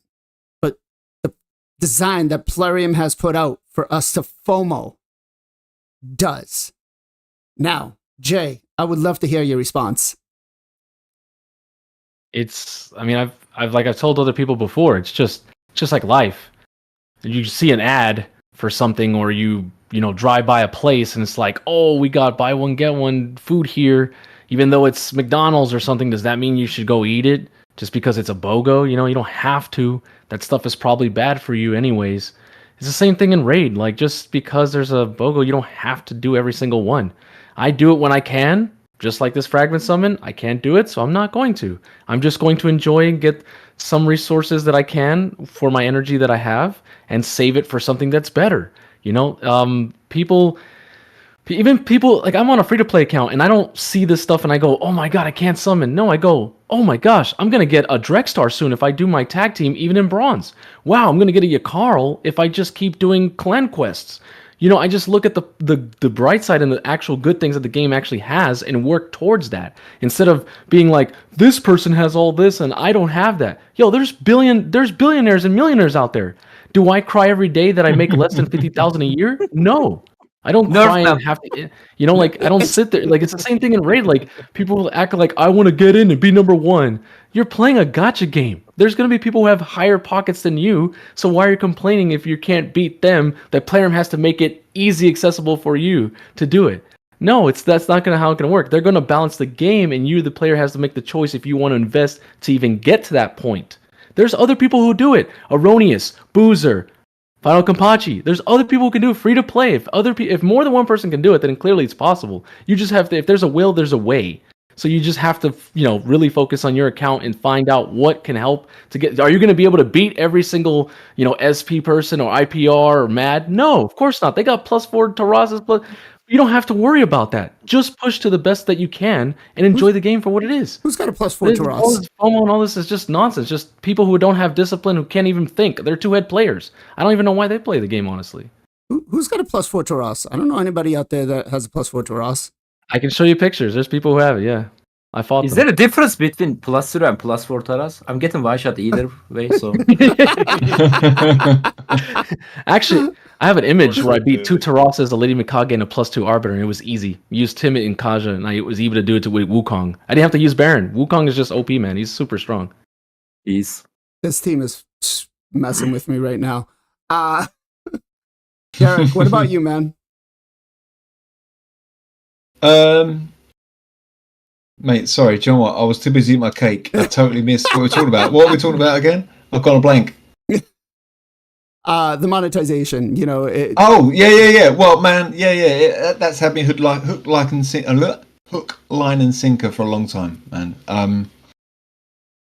But again, it's a choice. It's a choice. If you want to spend, you spend. If you don't, you don't. I certainly will look back, I'm sure, in however many years' time, I think, what was I thinking? But at the time, in this present, if if you enjoy something and you don't mind spending a bit, then do it. I mean, I've got friends that can go out and probably spend £100, £200 on a weekend, booze, food, stuff, and a Monday they just bag away and they've totally forgotten about it. And that's their enjoyment. But I don't do that anymore. I don't really go out and do that as I used to do as a younger guy. So I've got other things I can use the money with and stuff like that. So yeah, I don't mind spending on games here and there and other stuff. But you obviously you can't put yourself out or do anything that's going to be bad for you or your life or or mentally or that sort of stuff. If you want to just do a bit, do it. But don't. If you're waking up next day thinking, oh man, what have I done? Or why am I doing this? I think it's time to put it down and walk away and, find something else to do. It's not worth it if that's how you're coming across or thinking. There's plenty of things you can waste your money on. Do you know what I mean? But again, if you get enjoyment out of it, I don't see it as an issue. I think Plarium put it on full on and probably do prey on people, especially like myself, that have a bit of a maybe addictive personality, or people, even Hades when he did his video about saying he had his problems and his gambling things and that sort of stuff. It certainly is aimed at that kind of, I don't know what we call it, class of people, perhaps. But we're all adults. We have to make our own choices. That's how I see it. If you want to do it, great. I don't think there's a reason to bitch and moan about people that do it. Just because you don't, that's your choice or your circumstances. Unfortunately, that's just the way it is. For anybody out there, Sundays at 6 p.m. EST, Jarec runs a little support group talking about how to kind of get your things together in life. Should do. Yeah, God. it sounds like it. It sounds like it. Oh, mate. Gestal, what about you, man? Well, I always felt like spending or the costs in these games are atrocious. Like you can. I mean, I don't know. I grew up in the '80s buying Nintendo games for $50.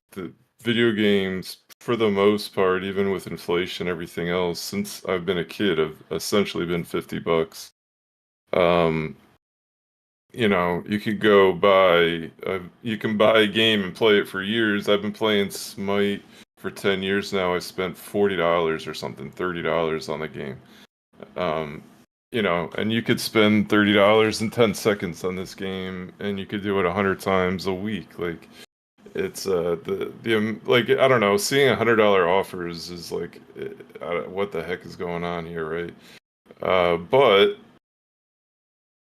people spend the money, and it keeps this game going. So can you really be mad at it? No, I'm not gonna be mad at it, man, because they obviously are putting back into the game, as we said earlier. Like, this game is updated significantly more than any other gacha out there. I don't know every single one of them, but of the ones I played, they always, like, you got to a point where you really couldn't do anything else and nothing was happening. You know, maybe one champ a month or something like that. And to be perfectly honest, there's one dude that hangs out my stream all the time, Entropy, man. That dude is right next to me in Gold 3 with a completely free-to-play account. He is a monster. So Kenpachi's here. There are other really good accounts out there that I've played against that are completely free-to-play, all in the higher levels of even Gold 3. You know, obviously they're not going up, against the top 50, but they're probably in the top 200, man. And, and that's pretty good in this game, I would say, especially free to play. Okay. Real quick, Dsum, thank you for the follow over on Twitch. Monkey, thank you for the follow over on Twitch, and Divco as well. Thank you for the follow over at Twitch. Ken, what about you? What do you think? I know you're free to play, and you're happy 14. that. Okay, sorry, $14 free to play. And I know people get me mad whenever I say I'm free to play. So I know that you're very happy that Wales exists because they keep the ads out of the game and you get to enjoy the game for what it is. I mean, I really enjoy the beating them. So yeah, it's. What do you think? What are your thoughts on all this? Yeah, 2 weeks ago I tried new defense, RX. And I get 127 on the platinum, no clan protection or anything. There's a 2 dude attack me. They see the daily login champion, they underestimate her, and they lose both of them. And boom, 127 on the platinum. I mean, obviously, if you want like top 10, top number 1, or whatever, if you are focusing there, of course you need to spend the money. Let's get realistic there. Like, I got a number 60 platinum. That's my personal best. It was before the Taras Maricha exist, before they release it. Yes, top 100 is possible. Again, no clan protection. Maybe top 50 is possible with the clan protection.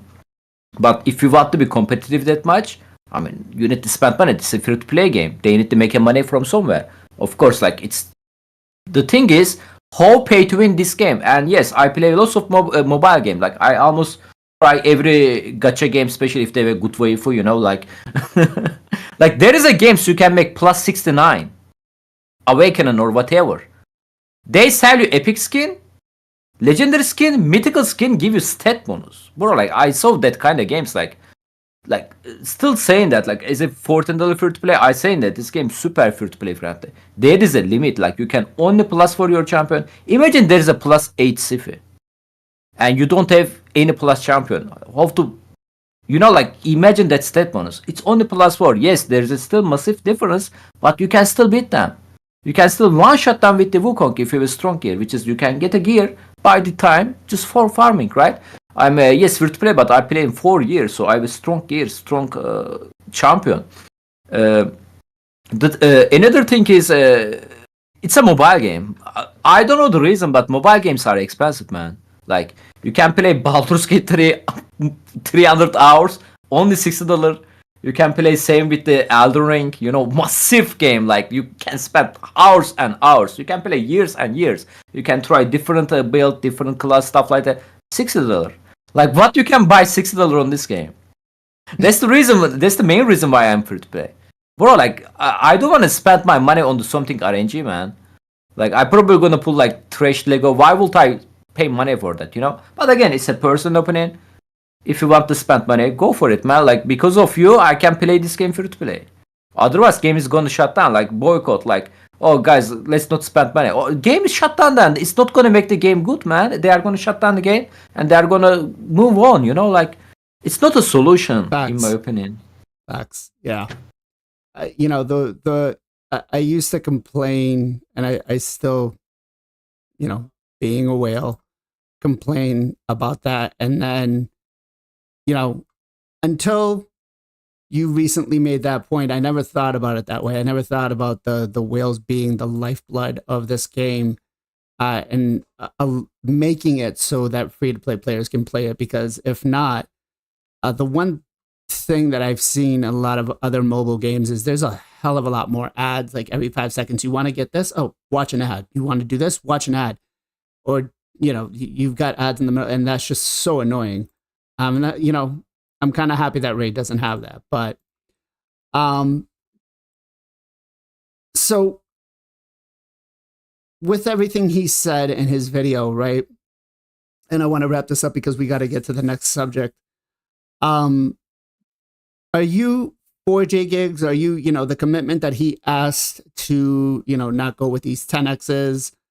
Like I said, I wasn't going to do a video on, you know, the shard pulls that I did for that 15X because I promised I wasn't going to promote that. You know, going free to play, I know Kenpachi, you're $14. You know, maybe we can get you to spend an extra $1 or $40 for Xena. Lilith. If they do collab with the Lilith, I cannot promise. Yeah, Diablo. Would you guys, you know, are you guys in support of this? Are you going to, you know, back up J Gigs with what he said? Let's start with Jarec first. No. No, man. If everyone wants to take up the flag and go and march and walk down the street shouting we're not going to spend, blah, blah, then go for it. Great. Good on you. But, yeah, we do what we have to do. And sometimes I have to. Sometimes I need to. But I don't think it's going to make an ounce of difference if we all did that. You know, great that he's thinking that he's trying to make things better, and I've got nothing but respect for that. You know what I mean? It's fantastic that he wants to do that, but I also feel that if he's that upset and dissatisfied with it, then perhaps he should just call it a day and go, right, I'll go do something else. But the issue is, you know full well that he's probably relying. Well, I don't know what his subs are like, his views, that sort of stuff. I don't really watch JG's admittedly too much, but you know, it could be, you know, like giving up his bread and butter. If he's earning off of that and he's getting income from that, of course he's not going to give it up. But you know, I don't think you can be that hypocritical. You can't kind of moan about it that much for one side, but then keep doing it the other. Do you know what I mean? I think if you wanted to make a stand, you'd say, "This is it. I'm done with it," and switch off. That's my opinion. But yeah. Okay. Just real quick. So 4 content creators right now on the show are all official content creators. Let me ask you: does Plarium pay you to do content for them, Jay?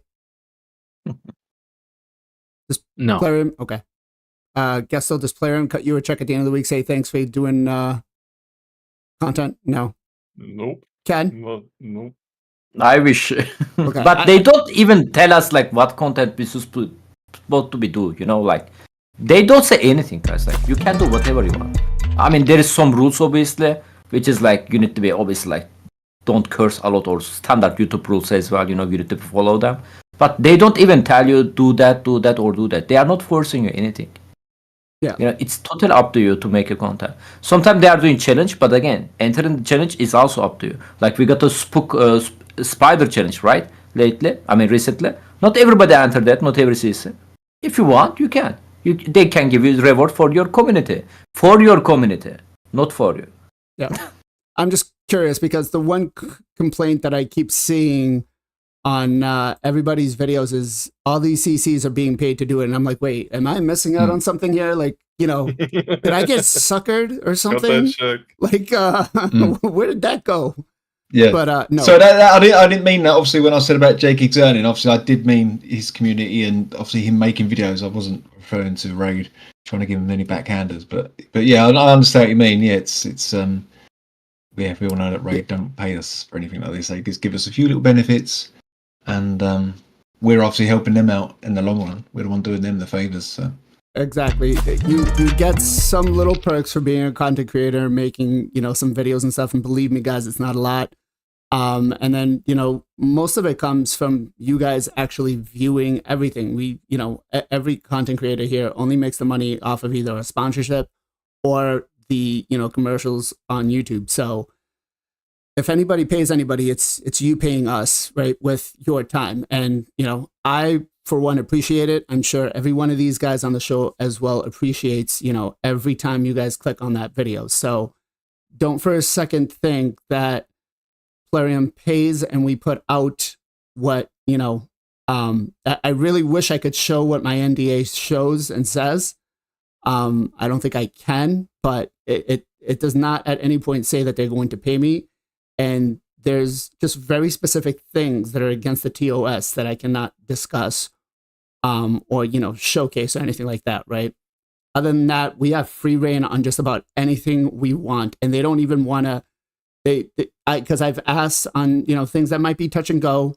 And they said, nope, do what you want to do. If you want to promote that, go for it. We don't care. We're not going to tell you what you should or should not promote, right? So I just want to make sure that people are aware of that. Real quick, we got Carnage. Thank you for the follow, sir. Appreciate it. Tripping? Yeah, we're going to go with that. Thank you for the follow. Appreciate it. Now, let's talk about, before I switch to the subject, does anyone else here want to add anything about the whole J-Gigs thing? Ken? I mean, J-Gigs is a good guy, man. Like, I don't have any problem with him. I watch his videos. His videos are super fun, Like, I think he just a little bit upset to the raid lately, and he just say these words in the rage, especially this last part on the boycott. I'm pretty sure he doesn't mean that. But yeah, like, he's a good guy. And again, like, you don't have to love the game. You don't have to spend money on the game. Nobody's forcing you. So everybody's free to do whatever they want, man. Okay. Gestal, what about you? Yeah, I think I think his heart was in the right place. I think he's definitely a good dude. He's been putting out quality content for years for Raid. I don't necessarily think I think it was more emotional than than like coming with hard evidence and really having like a solid plan. I think asking people not to do events, not to do fusions is kind of because of like analytics. Like, I don't think that's going to do anything. The only real way you're going to make change is through the purse. And if you were to ask people to stop spending money, frankly, when Soulstones came out, I'm like, you know what? I can't keep up with these guys anymore, man. I'm just gonna work with what I got now. There's no way I'm gonna try and keep up with all this. It's crazy. And that was a year and a half ago, and I'm having more fun now than I did before. So like, I don't know. I think you just gotta approach the game how you're gonna how best it's gonna fit for your the way you like to play games, and try and have fun with it. That's basically it. Okay. Jarec, what about you? We've already done it. It's Jay, innit? Uh-huh. I asked Ken, Jarec, now I'm asking you. I'm Jarec. Yeah, I'm asking you. I thought we just said that about the free to play. I've just said. Oh, did you just say something? Yeah, bro. Sorry, Jay. In terms of the Gigs thing. It's actually a multitude of things. I know kind of personally, like a little bit in depth. For people to outsource, like the viewers still probably don't know this, but I'm not saying this is orchestrated or some sort of conspiracy thing, but I always like to give the truth to the people, right? So when Gigs was in the community program with us, right? He was very vocal. A lot of people are vocal. And I've known this is not just with him. This has been with other people as well. We've had this with Mr. Tham. We've had this with Saffron Man. We had this now. We had this with Stu Gaming.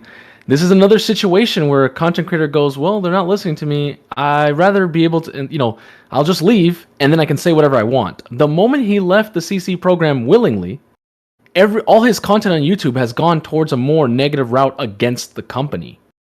I've noticed that because I watched his video. I've watched a lot of content creators, some of us here, and then some of other people as well, up and coming or old school ones, right? And I noticed that ever since he left, it's all just been crazy, just anti stuff, kind of like what Stu did, right? And we saw what happened with him. So he probably learned it was like, I can't be talking about Plarium while being in the CC program. I'm not, because I don't want to be another martyr like what happened with Stu and BGE. So instead he left, and now everything is like, well, I can say whatever I want about them. I can do whatever I want. And that's not really great, because then that adds a lot of turmoil within the community. So I understand his sentiment about, getting everyone like, hey, let's take a stance, let's wait Shadow Legends and not spend a lot of money to hurt their bottom line. I get that, but the whole talking about stuff, a lot of stuff that he said that was totally just unfactual. It just goes against our community managers, goes against the company, goes against what they actually do. It's just wrong, completely unfactual. So that's the thing. What I think about he's doing this as a way to kind of like they said earlier. It's a little bit of now I wouldn't say like clout, but in a way to get people stirred up, because it will start to get views. It will start to get more up. Because what's weird? A lot of people didn't talk about this. He actually took a break from Raid. He's like, I'm not going to be playing. Then all of a sudden, he comes back to a free-to-play and he's doing Raid content again. I'm like, I thought you weren't going to play Raid. I thought you didn't like it. Then he just comes back and starts playing again. How do you go from not liking a game to liking a game again? It's kind of sus. Makes you think, oh, maybe there's money involved. So that's all I have to say. So I'm gonna respond to that one, Jay. I'm not full-time, right? I've got a job. I work 9 to 7:30 every day. Most of you guys have the same thing. Gigs and a lot of other content creators, this is their full-time job. So, sometimes when it is their full-time job, even Stu Gaming tried to come back. We had other content creators like Dark Microtransaction that, did the same thing. He left, he came back, he left, he came back. So, I can see why that happens. And I think in his video, when he was kind of announcing that, he said, yeah, you know what, I'm just going to take a break for a little while. I'll be back. I don't know yet. We'll see. But, for those guys, it's a full-time job for them. They need to. So they're going to, some of them have branched out to other games and stuff like that. And some of them are staying as is with Raid. And, only time will tell what happens. But for myself, no more BLAZIN whale, right? That's not happening. And honestly, I'm enjoying it. Like, I've only skipped 2 fusions in the past. No, 1. This was the second time, and I'm honestly enjoying it. Like, I'm doing other things. I'm building champions that I've been wanting to build, farming up mastery, stuff like that. So far, I'm with him. I don't think I'm going to go anywhere else with that. I think it's definitely going to stay that way until the CFE. Okay, Nacho says I will break my word when the CFE 10x comes in, so I can try to get a +2. I don't think so. Honestly, and I think a lot of this has to do with kind of the way the state of the game has been, because I think a lot of the content creators and a lot of the community will definitely admit that Raid has not been as exciting since Doom Tower. They've really dropped the ball on a lot of this content, right, since Doom Tower. And, like, it's just not a challenge. Now, Nacho is really pushing me today, huh? I really wish you were here, my man.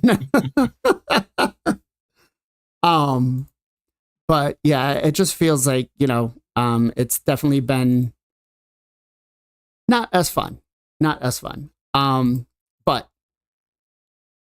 we'll probably revisit this thing in a couple of weeks and see, what happens. Does anything come out of it? Does Plarium actually listen to us? Are they, are they looking at revising some things? And who knows, maybe with this new content coming into the game, that's, bigger than Doom Tower, might change some things up for us. And damn, this team is really kicking my ass. Georgia is not that great. Let's see here. I want to take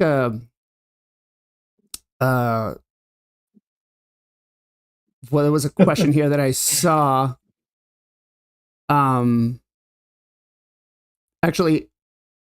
I'm going to go ahead and skip that question, but I'm going to save it for another show.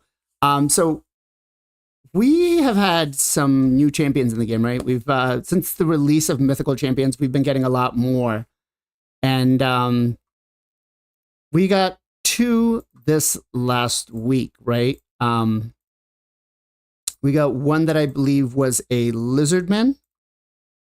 Now, have any one of you guys been able to play test any of these champions? Jay? No. Okay. Jarec? I didn't. No, I think Ken did. Did he, mate? I did Crixia. Oh, yeah, did the other one, didn't you? Oh, yeah. Okay. Gestal, what about you? No. No. All right, so you've looked over their kits, though, right? Okay. So we got this Hierophant. How do you pronounce this? Because I think it's that Hierophant. Hierophant Lazarius. Hierophant Lazarius. Okay. Listen. Yeah. Or Fred to his mates. I Fred. I think Plarium needs to hire somebody to help with the dyslexic people trying to read things, because you guys are just who comes up with these names? Just call a mythical lizard. Mythical lizard. Yeah. All right, so the A1 attacks one enemy, places a shield buff on the ally with the lowest HP for 2 turns. The value of the shield is proportional to this champion's attack. So he basically puts out a shield based on his attack. Works kind of the opposite of how Valkyrie does and almost any other champion in the game, because most other champions are either HP or defense. Thoughts on this skill? Yay, nay, and would you change it? If nay, what would you change about it? Jay? It's actually really good. You know how many supports that they like Raglan, that they want you to build attack, and you're like, this doesn't make any sense. But Raglan can't, switch to another form. She's a support champion. You're going to build defense, HP, resistance, speed on her. You're not going to build attack. So it's so weird, right? And even Kempachi is told about in the content creator chat, like, why is this a thing still in the game? It's probably going to be a rebalance soon for her when they do the big one. But this makes sense because his first form is support, and then he goes into an attack champion. So the stat that you're investing into the second form is actually paying off in the first form. It's actually a double dip. It's really good. Okay. Jarec? Yay, nay? And Yes, exactly what Jay said. It's actually, I think it's actually the first mythical where they've possibly actually thought about his kit and the transformation. Do you know what I mean? And the actual synergy between the two sides. So you can actually build this guy, and again, you think to yourself, why are we doing attack when there's all this blah blah blah blah? And then you think, oh, you want to do the form? It actually makes sense, and it does kick in. So yeah, no, it's a great champ. I mean, yeah, even the move's great. It all makes sense. I've just going. Sorry, I know there was 2 champs, and this one is just OP. This champ is actually one of the top mythical champs you're going to see. That's what I'm saying. Ken, what about you? It's a cool A1. It's like a Duchess. Duchess also plays it on herself, but he's only placing her ally.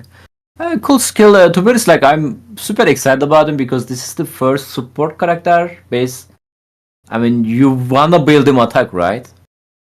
Yeah. Like, I'm really excited about this today, actually. Okay. Gestal? Yeah, it's great, and I mean we'll get to his passive here too, but that also plays into this. So I mean A1 super solid for sure. Okay. Yeah, I think Jarec is right on the money with that. I think this is the first mythical they looked at and they said, "Hey, you know what? Let's stop screwing up and let's take a look at some of these abilities and make sure that they're kind of paying off, A2 attacks all enemies before attacking, places a block debuffs on all allies for 2 turns. Also decreases the duration of all allies. Sorry. Also increases the duration of all ally buffs on the enemies by 2 turns. So placing a block debuffs for you, decreasing enemy buffs. After attacking, places a block debuffs on all enemies for 2 turns. Now, block buff. Sorry. Okay. Now I don't know if this is going to go through, like if they already have multiple buffs. So if they already have like a 3-turn block buffs or block debuffs, if you're still going to be able to place that, I doubt you are. So what about this ability? Do you like, not like? What could it change, Jay? There's nothing wrong. There's nothing wrong with it. The only problem wrong with the skill is that he's not void, so he's gonna weak hit after attacking, places a block buff debuff. That can weak hit. Everything else is fine. You use it, right? I'm not going to be protected, right? So just in case they have some sort of interaction like a Mithrala, now I won't get petrified because I'm attacking the enemy. So you place block debuffs buff on all allies, then you would hit them, and then you decrease the duration of buffs, which is kind of like a Timid, kind of like Andrisia, right? These non-sheepable offense champions, not counter to Stoneskin, but useful against Stoneskin. Then after it's gone, right, there's a chance 50-50 against the Stoneskin, but now you get to put the block buffs, so they can't put more buffs, so you don't have to keep spamming this skill, right? I think it's a pretty decent skill for a support champion. He's not the nuking form, he's the support form, so he's doing what he needs to do. I think it's pretty good. Real quick, Own 3D. Thank you very much for the rate of 53. I appreciate that, guys. Welcome. Anybody coming in from the raid? This is the Knights of Teleria show. We are talking everything and always about raid. Thank you for the sub, Feud Fueling. Thank you for the thank you for the follow, Feud Fueling. Thank you for the follow, Nick. Let's go with Ken next. What do you think? This ability, yay, nay? It's amazing. The problem is like Jay mentioned, weak attack, which is the force affinity. There is a literate meta, Harima, Ukko, Ultimate Death Knight. Yeah, Ultimate Death Knight, something wrong with him, man. Like, I start using Romanto again. Like, he never strip Ultimate Death Knight. Anyway, something wrong with him. Again, like, this is also gonna be a problem. His magic affinity. Skill itself, freaking awesome. Like, he cannot get a ship, like Nacho mentioned earlier, by stripping their buff. But after that, he can still get a ship because it's gonna place a block buff, debuff. Also, amazing skill for the Hydra. This champion gonna be good both Arena and the Hydra. I mean, of course, because we are talking on the end game perspective. If you pull him earlier, you can use him anywhere. Like, don't get me wrong. But on the end game perspective, Arena and the Hydra. Again, I didn't see any video or I didn't get a chance to test with him. But with only talking about on the paper, I believe he's gonna be awesome. Yep. Okay. Gestal, what about you? Yeah, I mean, what's not to like? You got block debuffs and block buffs, pretty insane in one ability, and decreases duration of enemy buffs. So I don't know. This dude looks sick, honestly. Every ability's really good. Okay.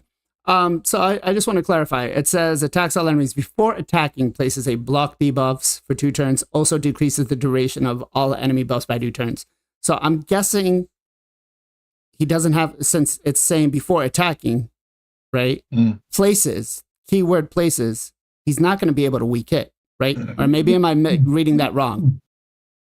Because if you're placing the ability, you're not actually landing the hit, which is kind of like what Mordecai does.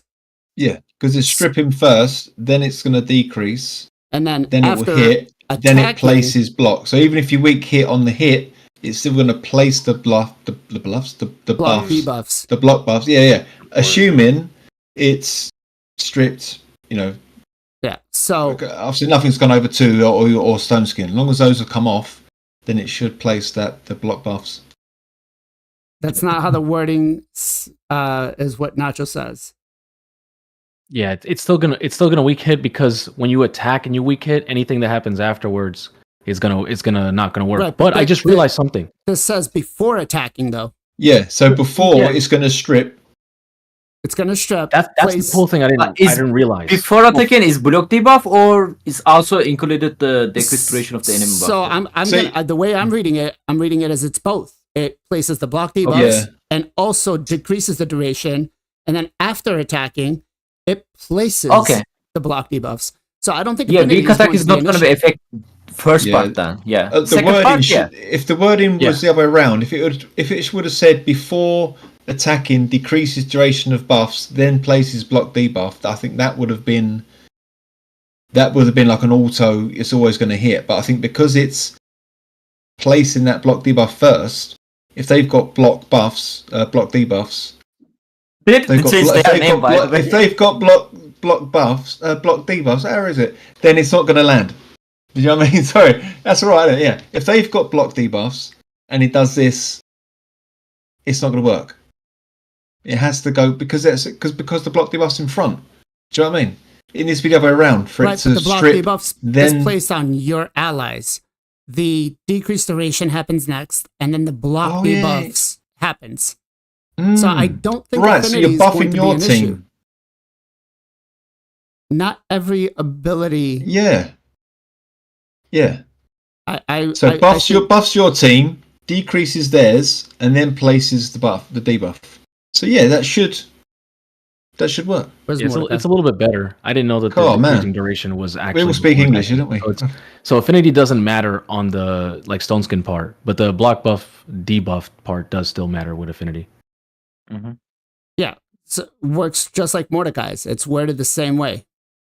Placing an HP burn and all. So it's placing, so it's not going to matter. Right, so weak hits are what affinity. Right, weak hits are not going to matter. I mean, I will look to see if anybody in clan has him to kind of see, but it says before attacking, so who knows? So on that one, I feel like Jarec just touched up on a little bit. He should strip everything first. Before he does anything. Huh? Before attacking. Yeah. I think you should strip everything first. Strip the debuffs 2 turns first. Mm-hmm. Then you can have the rest of the mumbo jumbo if you really wanted to. But again, I don't, even at that, I don't think it's going to be an issue because I don't think he's going to be able to weak hit because it says placing. Not just like, you're dead wrong. You're dead wrong. You're dead wrong. I think there's no affinities, bro. Come on. Yeah. How long you guys been playing the game? All right. So A3 fills the turn meter of all allies by 20%, decreases the turn meter of all enemies by 20%. Kind of works like a Shugen, right? Then places a 50% increased attack and a 25% strength on all allies for 2 turns. Books down to a 4-turn cooldown. Thoughts on this one? Yay, nay? Let's go with Ken first. Yeah, it's pretty cool skill. Gonna be useful on the Hydra, gonna be useful on the arena. You can start with this skill, you can boost your turn meter, at the same time reduce the enemy turn meter and please increase attack. So it can be your increased attack champion for the arena. And strength buff also gonna give you some protection. This is more gonna help you on the Hydra because like if you are fast enough, if you're able to kill the enemy team, like this strength not gonna be enough for you. But obviously, like meta is changing. Like everybody's tanky. It's one shot an enemy team. It's not that simple. So strength can give you some protection. Which is strength is the second base protection buff. By the way, guys, first one is the Elite protection, but Elite protection is a negative thing. Champion because Elite protection is gonna absorb the damage, so there is a high chance he can get a one shot instead. So strength is definitely noticeable buff. Gestal? Yeah, great. Fills turn meter, decreases turn meter, increase attack, strengthen. That's pretty sick. 4 things and 1 ability. Pretty awesome. Jarec? Yeah, man, it'd be great because he's aura speed as well. He's in arena again for your sort of after your arbiter. You're replacing sort of your Lady Kimmy, that sort of thing, decreasing, or Lissandra. So I mean that move plus you're increasing attack and strengthen. So you're going to get your Baron next or something like that. I like it. Again, Ken says it's a good Hydra move, but I think it's also pretty decent for arena. Going to get him in some of your speed teams. For Hydra? We can't. Well, yeah, I guess. You get the turn meter. But just for your team. But I mean, okay. I was gonna say, because we can't decrease the Hydra's turn meter, but no. You can still feel. That'd be nice. Kill the mischief head. Oh, you can. I didn't know that. Well, when you kill the mischief head, it decreases turn meter. Right. Yeah. Okay. Jay, what about you? When you see the first 2 skills, you're like, okay, what is this setting up to be? Then you see the third skill and you're like, oh, okay. You don't even have to use the other form. This champion literally can be built with attack, which is kind of weird, right? Because we normally go defense and HP and speed and resist or stuff like that. You don't have to build no act. If you're using the A2, you build act. But this type of champion support, you could either go straight this form, only use them, or go into the next form. Because if you have other attack champions, he doesn't have to be built with high attack, which is kind of weird of his A1, right? But you only care, he's a 1-3-3 champion, so you can build him fast to keep turn meter boosting, keep controlling your enemies, as long as it's not Hydra. You can keep, like for wave content or whatever, or faction, whatever you're using him for. I like it that he brings the increased attack, because he does have it in his other form, but if you have other attackers that you're trying to support and keep alive, he does 2 roles. He's a support that'd be like, hey, I can help you, but hey, did my other nuker die? Cool, I'm actually secretly a nuker that, since I built them this way, I actually can one-man team, which I like that. I like that he has everything. And the A2 synergizes with A3. If you're gonna go, let's say he's a booster, he's your first person. Cool, you go A3 first. But if he's not, you could build him to go second and then use the A2, right? So he's so versatile. And then he's on top of that, he's a nuker. It's just like, what? He's like 3 champions in one. It's kind of crazy. Okay. I like it actually quite a bit. Strengthen is actually better for you in arena over defense, especially, with so many ignored defense mechanics and stuff like that. This just reduces the amount of damage you take, flat damage, by 25%. So it's definitely a strong ability. I like the turn meter boost. Kind of like a Shuzhen, right? That right there just screams out Shuzhen. So, passive. At the start of this champion's turn, places a perfect veil buff and a 50% increase accuracy on them for 2 turns. So you're already starting off with the increased accuracy when he goes. Also, this champion receives 3% less damage for every 750 attack they have, stacks up to 30%. So he automatically is going to get, about 6%, 5.5%, right? Just baseline. And then his active effect at the end of this champion's turn, revive a random ally with 50% HP, 50% turn meter, also places a perfect veil buff on the revived ally for 2 turns. Jay, go. Yay, nay? Yes, it's actually insane. We don't really need accuracy anywhere else other than the A2. So once again, he's perfect veiled, so he's kind of like a Yumeko. He's safe, right? And since we're having to build him attack to use his second form, they had to put perfect veil or something else in there. Otherwise, he just get a one shot because you're not able to put, let's say you don't have the stats to build 3 different stats. This is one of the few champions in the game you might have to actually build 3 different stats, or you could just go all attack. So it's super versatile. Then they gave him increased AC. So if you're having trouble because you've been building higher attack or defense instead of AC, you get that free AC there. So it's actually insane. And then the whole part that he takes 3% less damage, never in the game can you build attack and take less damage. Unless it's like Supreme Athelble, who's using her to, But you know what I'm saying? Like, you usually build HP and defense to mitigate damage that's coming, not attack. So once you can actually build this stat and actually get some form, that's amazing. The last part, people were saying, why is it not the beginning of the turn? Why is that always at the end? You know, it's kind of weird. Like you already took your turn and then they get revived. Hey, but it's better than nothing, and they also get perfect veil, so they're safe, which is nice. Ken. I mean, the accuracy part is cool. Like Jay mentioned earlier, you can build him kind of low accuracy. He can get some accuracy boost from the passive skill, which is this part doesn't have a cooldown, right? Passive effect, yeah. Also, damage reduction every 3% for every 750 attack they have. Guys, that's the reason you guys gonna build him attack, and he's gonna get some. He's not gonna die that easily.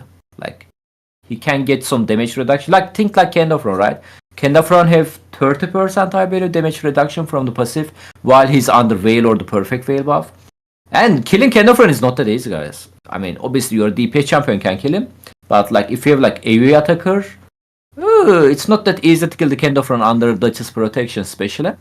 And the active effect is very cool. Like I really enjoy like champion who can passively revive. You know, like Wukong. Oh, they kill my Wukong. Cool. I'm not going to revive him.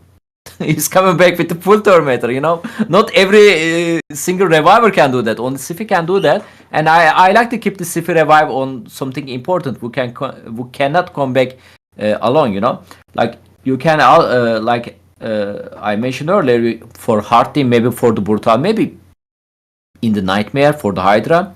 Probably I will go hard though. Like you don't need a reviver to be honest. I think you can keep your team in control with this champion, especially on the hard difficulty. I'm not even using reviver on my team. I hit like 500 million recently, right? So and this dude has a revive, so it's gonna make it much safer. It's amazing. Okay. Gestal, what about you? Sorry, I'm arguing over here with Nacho like in messages. He's like, no, it says it's going to weak hit. I'm like, no, it doesn't. It says before attacking. You are dead wrong. You're too wrong. Love it because he can't even say anything about it right now. Gestal, what about you? Yeah, passive. Passive's insane, right? We're talking about the passive. Yeah. Yep. Yeah, passive's insane. It's got it's even got a revive on it, which is crazy. Plus all the goodies that you're getting at the start of every turn. And you know, going back to the first ability, the stacking attack also helps the A1. So I don't know, all around, man. Like as you have all said, like this is the first mythical champ, and I said this when I was going through it on the stream on Thursday or Friday, whenever it was. It's actually cohesive. It's like a reason to actually build attack, and it's gonna help him in both forms. So I really like what they did with this guy. Okay. Jarec, did I ask you? You didn't, sir, but it's fine. I'll keep it short, sweet. It's yeah, I think it's amazing, absolutely incredible, perfect Val. Plus, you know, if you can get this guy to that sort of attack, you're looking at almost 50% damage reduction. It's ridiculous. Perfect Val, 15% plus the 30% on that attack. It's silly. It's absolutely silly. And the revive. The only thing with that revive is, will the Worm Eater proc his hit at the end of that passive? That's what I'm thinking. Does it count? Because it's an active effect. You know what I mean? You know the new fusion guy. Yeah. If you revive someone, it will pop off his AoE. Oh, will this okay. Will this proc it? Is this what they've kind of brought this guy in for? Is obviously lining it up for these anti kind of revivers. Oh, that would. And there's nothing you can do about this. And there's nothing you can do about this because it's at the end of the turn, so you can't even choose it unless you switch form, I guess, before the end of your turn. But that's the only thing that I can see wrong with that. Other than that, it's amazing. As long as you're not fighting the Worm Eater on the other team, it's a fantastic passive. Yeah, I didn't even think about him being kind of counted with that. That's kind of interesting. I like it. The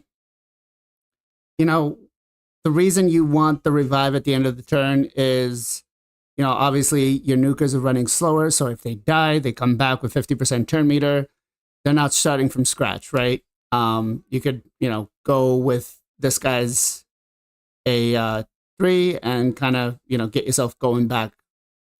Let's talk second form, which, by the way, I think this form is better than the second one. What do you guys think? First one or second one, Jay? Well, definitely the second form. Jarec? What's that? So the aesthetics. The aesthetics, yeah. First one or second one? Blind Dragon or Green Dragon? First one looks a bit.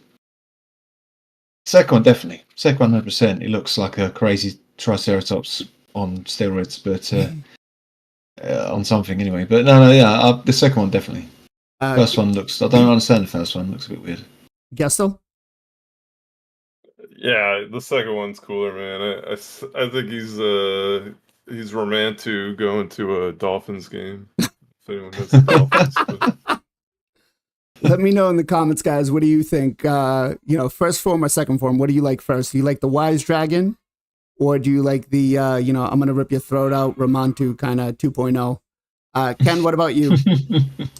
First form is reminds me like his wings are kind of tied. Like he's like I don't know under control. His second form. Oh, bitch! I can fly. Like get on my way. Yeah, second form, definitely second form, of course. Yeah, first form looks like the elders you got to pay respects to. The second form just looks like I'm going out beast mode, motherfucker. Get out of my way. He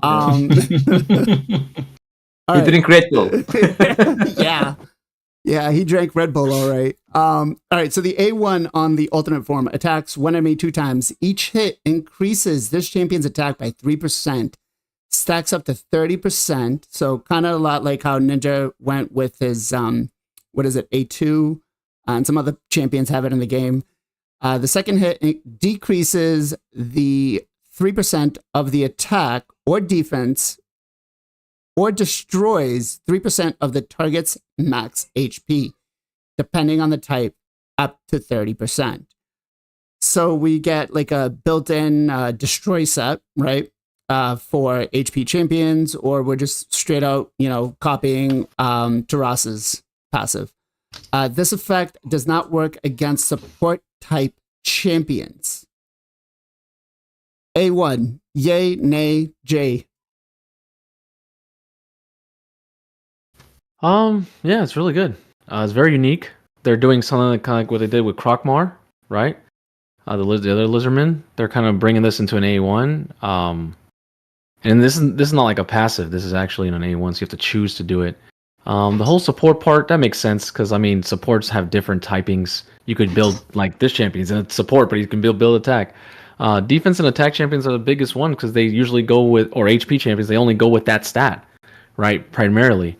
So that's going to really be really strong. I'm surprised this is not on the other one, right? On the support one. But that's really good. I think it's a really powerful A1 in my opinion. Really strong. Okay. Jarec, what about you? Yeah, man. It's great. I don't understand why they've added the doesn't work against support part though. It's I guess I got to read something, otherwise it'd be super overpowered. But yeah, it's good. It's very good. I mean, any A1 that does this kind of work, and you're obviously using it more and more, yeah, you can't fault it. Can't fault it at all. It's very good. And of course, it's using the attack, so fingers crossed he'll be slapping. Just got to see what you want. Generally, these double hitters generally hit hard, so I just want to see. I haven't actually seen what his multipliers are yet, but I would assume it's pretty good. Okay, Ken. I have a question for you guys. What is this skill gonna do on PvE content? Like on the bosses or the Hydra head? What type are they? Do we know? All bosses are considered attack champions. Attack champions. So it's gonna reduce their attack then. That's pretty strong.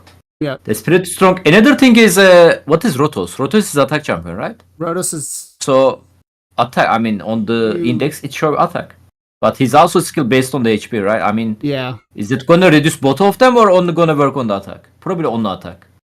Because Probably, on the champion index saying attack, right? Okay. I mean, very strong skill for the A1, to be honest. Like, it's just A1. Yeah, Roto says Like every time you HP use the and A1 on attack, the yeah. second form, yeah, it's I like it a lot. And again, like against the bosses, like let's say you are in the early game, every time you use A1 skill, he's gonna reduction their attack. This really can help you. Like this kind of skill, like you can feel it on the Harima A2. I mean, she attacked twice. He attacked only 2 times, but I believe on the first attack is working. So 3 versus 1 not that easy, but still, this kind of skills are actually very, very solid. You can also feel that on the Taras passive skill. Each time you attack the Taras, is reducing your attack, or depends what type you are, attack, I think. Yeah, very solid, man. Okay, Gestal? Yeah, I don't know, crazy strong like every other ability on this dude. I mean, that's an A1, man. That's doing all that. So, just go that A1 and then decrease that target's attack or defense, man. That's crazy. I think lining him up with like a Valkyrie or ally attack champ, try to get that A1 off a ton of times. Bit relentless gear as well. Yeah. Actually. Yeah, so the A1's actually very strong. PvE, PvP content, 100%. Still won't deal with Taras, but there's other counters for him anyways. Well, if it destroys his max HP, technically it kind of is, isn't it? Nope. Jay, you want to answer that? Yeah, so there's in the coding, Taras is the only HP champion that even if you destroy his max HP, yes, it makes it closer to making it harder for him to revive full HP or whatever, or making it easier to one-shot him, right, because he doesn't have max HP. But it doesn't affect his actual damage compared to other HP champions that if you decrease their max HP, you're actually cutting their damage almost all the way to like 50% if you're cutting it that much. You lose that much damage because it's based on your HP. But him with Taras, no, you could be at 50% max decreased and you're still going to hit the same amount of damage depending on buffs. Ogre over on the YouTube side said, if he destroys his max HP, Marichka comes in and just laughs and says, here we go. So. Yeah. What was that? Wait, was that something? All right. A2 will attack all enemies, ignore shield, increase defense buffs. Before attacking, removes all buffs, all debuffs from this champion, increases his attack damage by 15% for each buff or each debuff removed. So I guess for like Dragon, if you have the poison head, that's going to be really solid. If no debuffs are removed, this champion increases his attack damage by 15% for each ally alive instead. So one way or another, we're getting a boost. Depending on, can we remove 4 or more, right? Sounds like this is going to be a really solid nuke. I don't have multipliers for him yet, but they're out. They're out on the Hellhead's website, but it's hard to read. Too much mathematics. I can send you a link if you want. It just sounds pretty busted to me. But Ken, what about you? What do you think? I mean, Hydra, man, like there's a 5 LR, like he can cast the block debuff as well, right? So you are not gonna be, if your ally is not under any debuff, 15% for the each alive. And multiplier on this skill, by the way, I can tell you guys, it's a 3.4, but he's getting some extra from obviously the second part, each alive or each debuff. So you guys calculated. I really I really don't know. You're not a math person. Another thing is every skill he have except A3, which is understandable. 3-turn cooldown after the book. Like lots of mythical champion don't even have a 3-turn cooldown, right? I believe Krieg save it.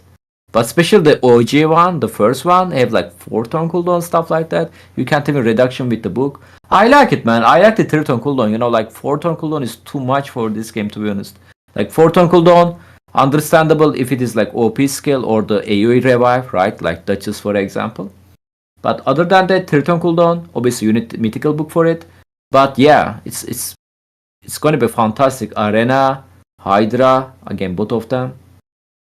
Yeah, I think even Lady Mikage on her cooldowns, they book down to like a 4 turns. So Yeah. 3 turns actually.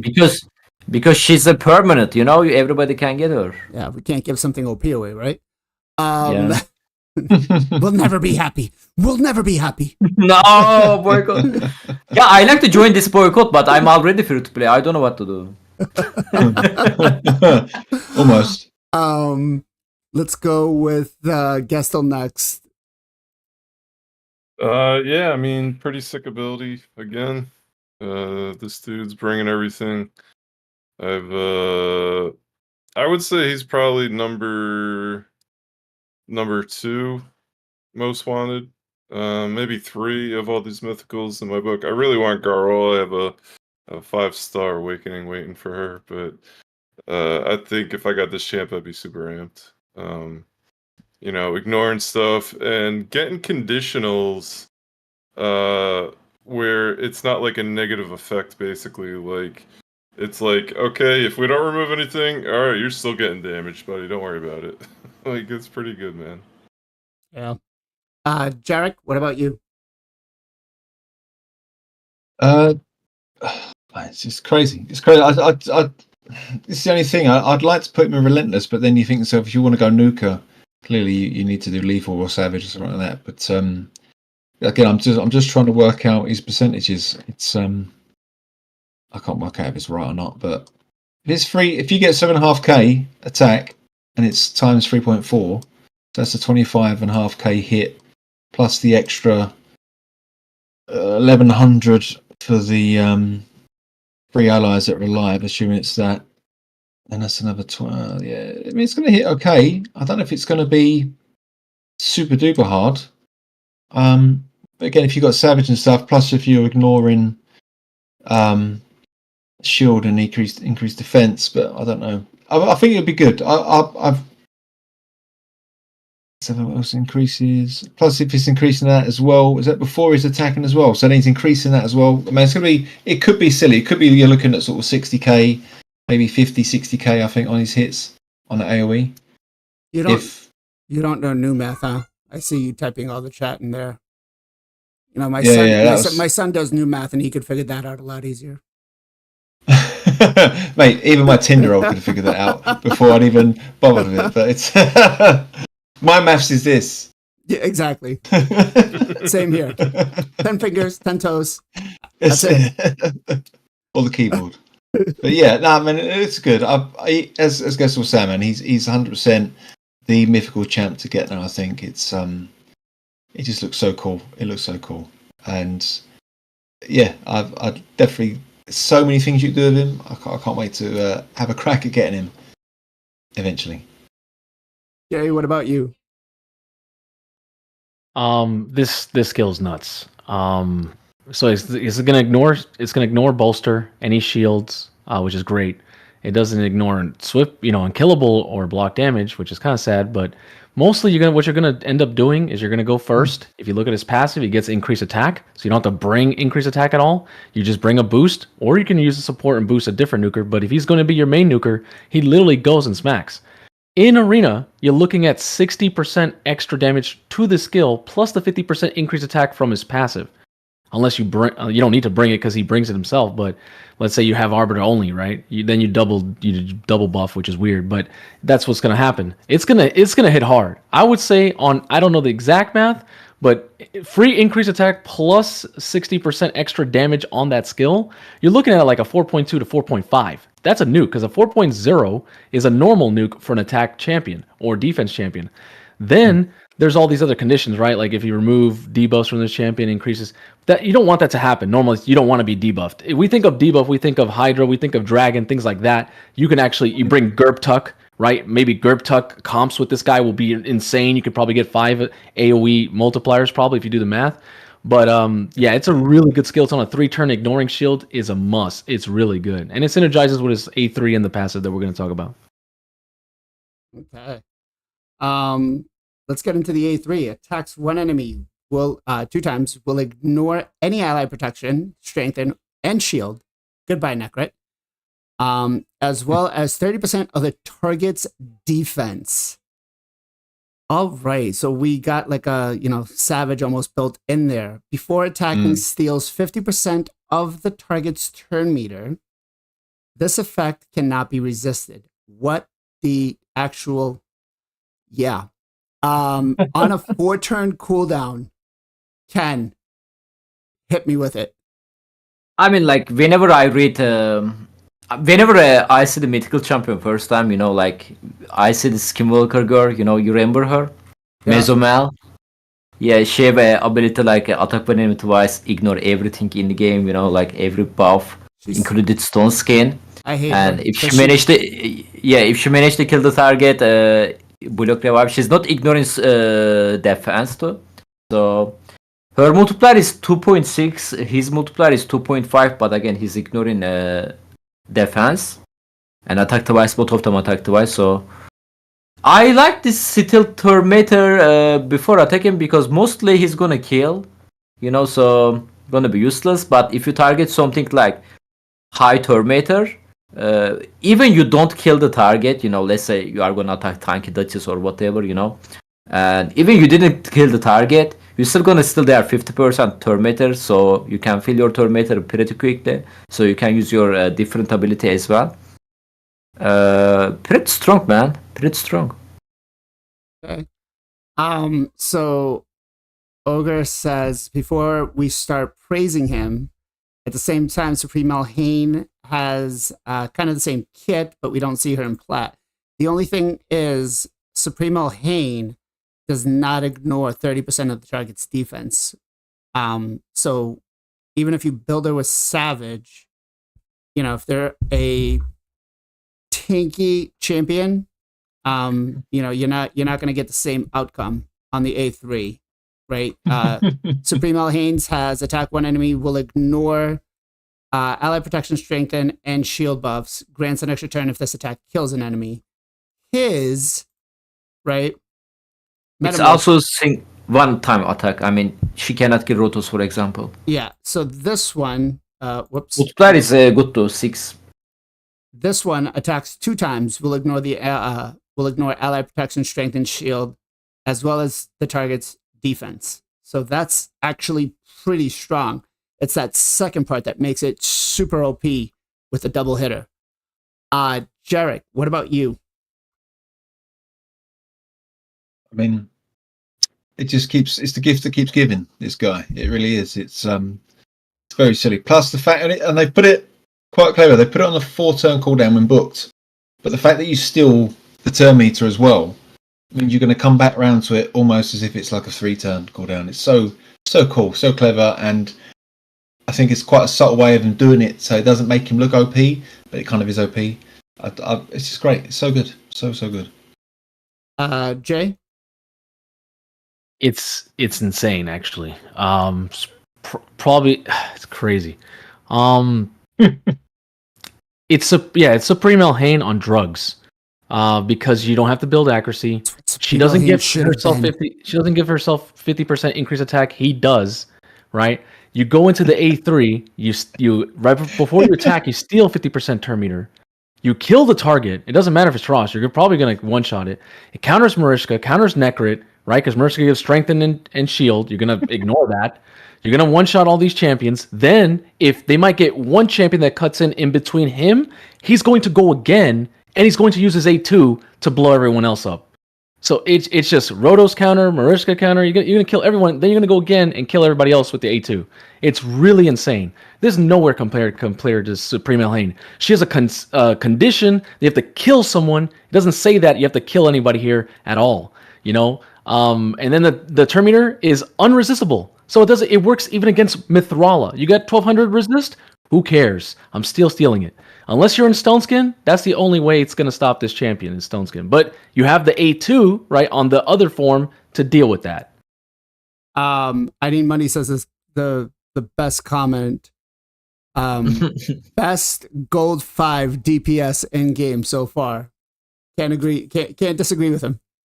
I think the only thing that would have been better is if, it ignored Stone Skin or something like that. But yeah. Pretty solid, pretty solid. Let's go with passive. Passive effect. At the start of this champion's turn, places an increased attack and a 30% increased crit damage on them for 2 turns. Active effect. Increases this champion's cooldowns of increases the cooldown of all enemy skills by 2 turns whenever this champion kills an enemy. If this champion kills 2 or more enemies in a single attack, this effect will no longer activate once. This effect cannot be resisted. Oh, this effect will only activate once. So, sorry. Yay, nay. What are we thinking? Let's go with Jay first. It's honestly kind of busted. Before we were thinking about bringing increased attack, right? He brings it himself. Like I said it before, everything synergizes here. This is honestly, this champion is probably going to be one of the best attack nukers in the game. Because it has everything an attack nuker wants. Self buffs like a Hefrak, right? He can shut people down. Wait, I have a nuker that actually is a warlord now? Are you like a basher? Are you serious? And I don't need accuracy at all? What? It's I saw this and I couldn't believe it. I was like, what is going on? And his first form has 115 base speed, which is the fastest like base speed you can have in the game. So both forms are just nutty, dude. They're just all this insane. I couldn't believe it. Jarec. I can't wait to put this guy as my single arena defense. It's just ridiculous. It's just crazy. It's absolutely crazy stuff. It puts the cooldown of skills on 2 turns when he kills an enemy, which he's going to do in either his A2 or A3. It's just mad. It's absolute madness.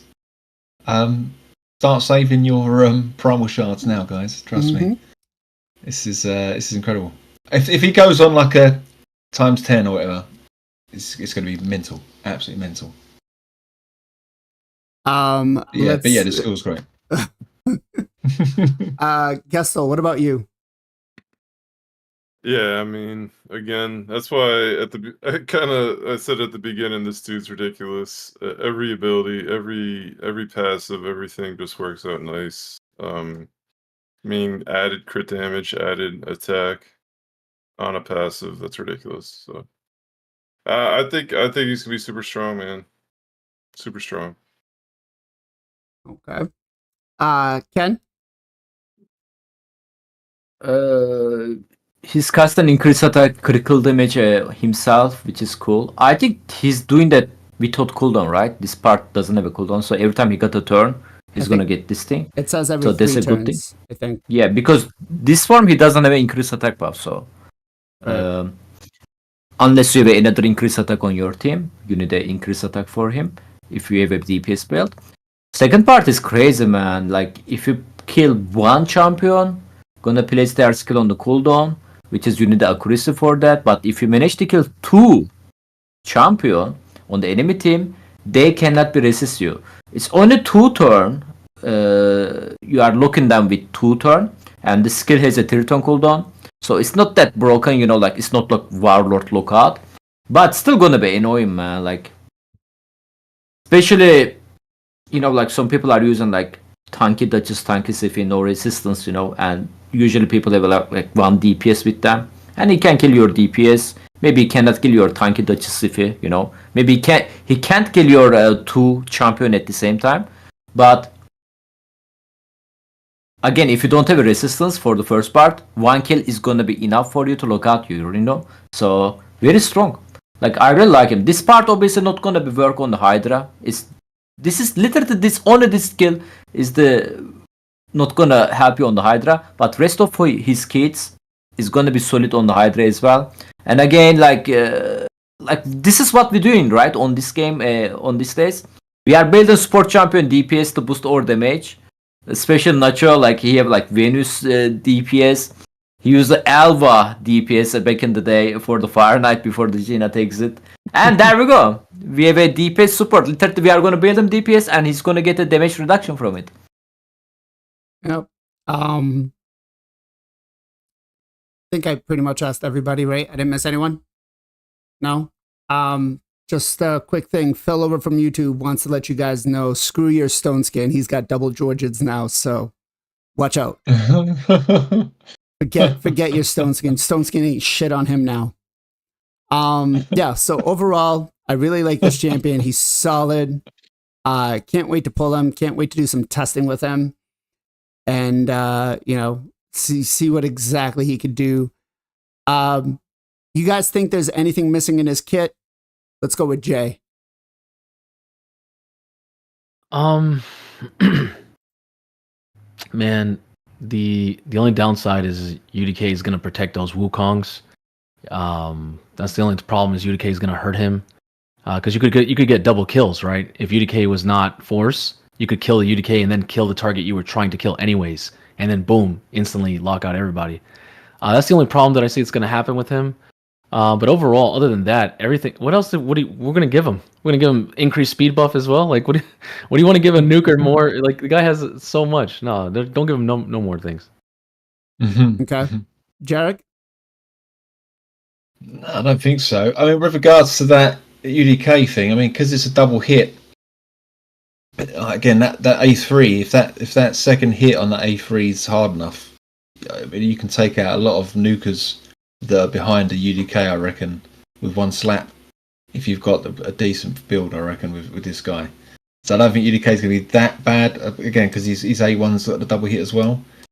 But I think probably Necret would probably be more of an issue with regards to protecting people. But I don't know, man. With regards to adding anything, I don't know, not really. He's pretty much got everything in the kitchen sink, this guy. No, man. Okay. That's it. What was his aura? His aura's speed, but he's got the same aura in both.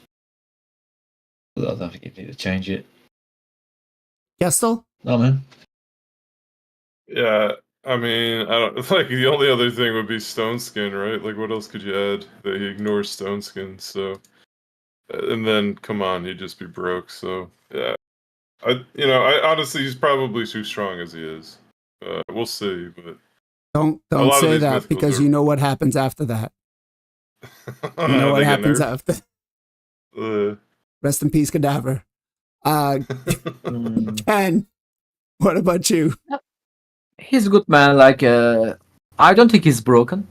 Like Taras Maricha. Like, Taras Maricha is, like, I mentioned that early before, guys. Like, they are more mythical than mythical champion, right? So, like, I'm kind of happy about that, because pulling mythical champion is gonna be lower than Taras.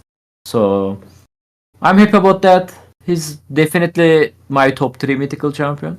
And if I pull him, I will be super happy. I don't think he needs anything else. He's pretty okay to me. Pretty balanced, pretty strong. Yep. Okay. Yeah, definitely solid. Definitely solid. Nick says, it's easier to pull a mythical champion than it is to pull a Taras and Marichka. You are right. You are right.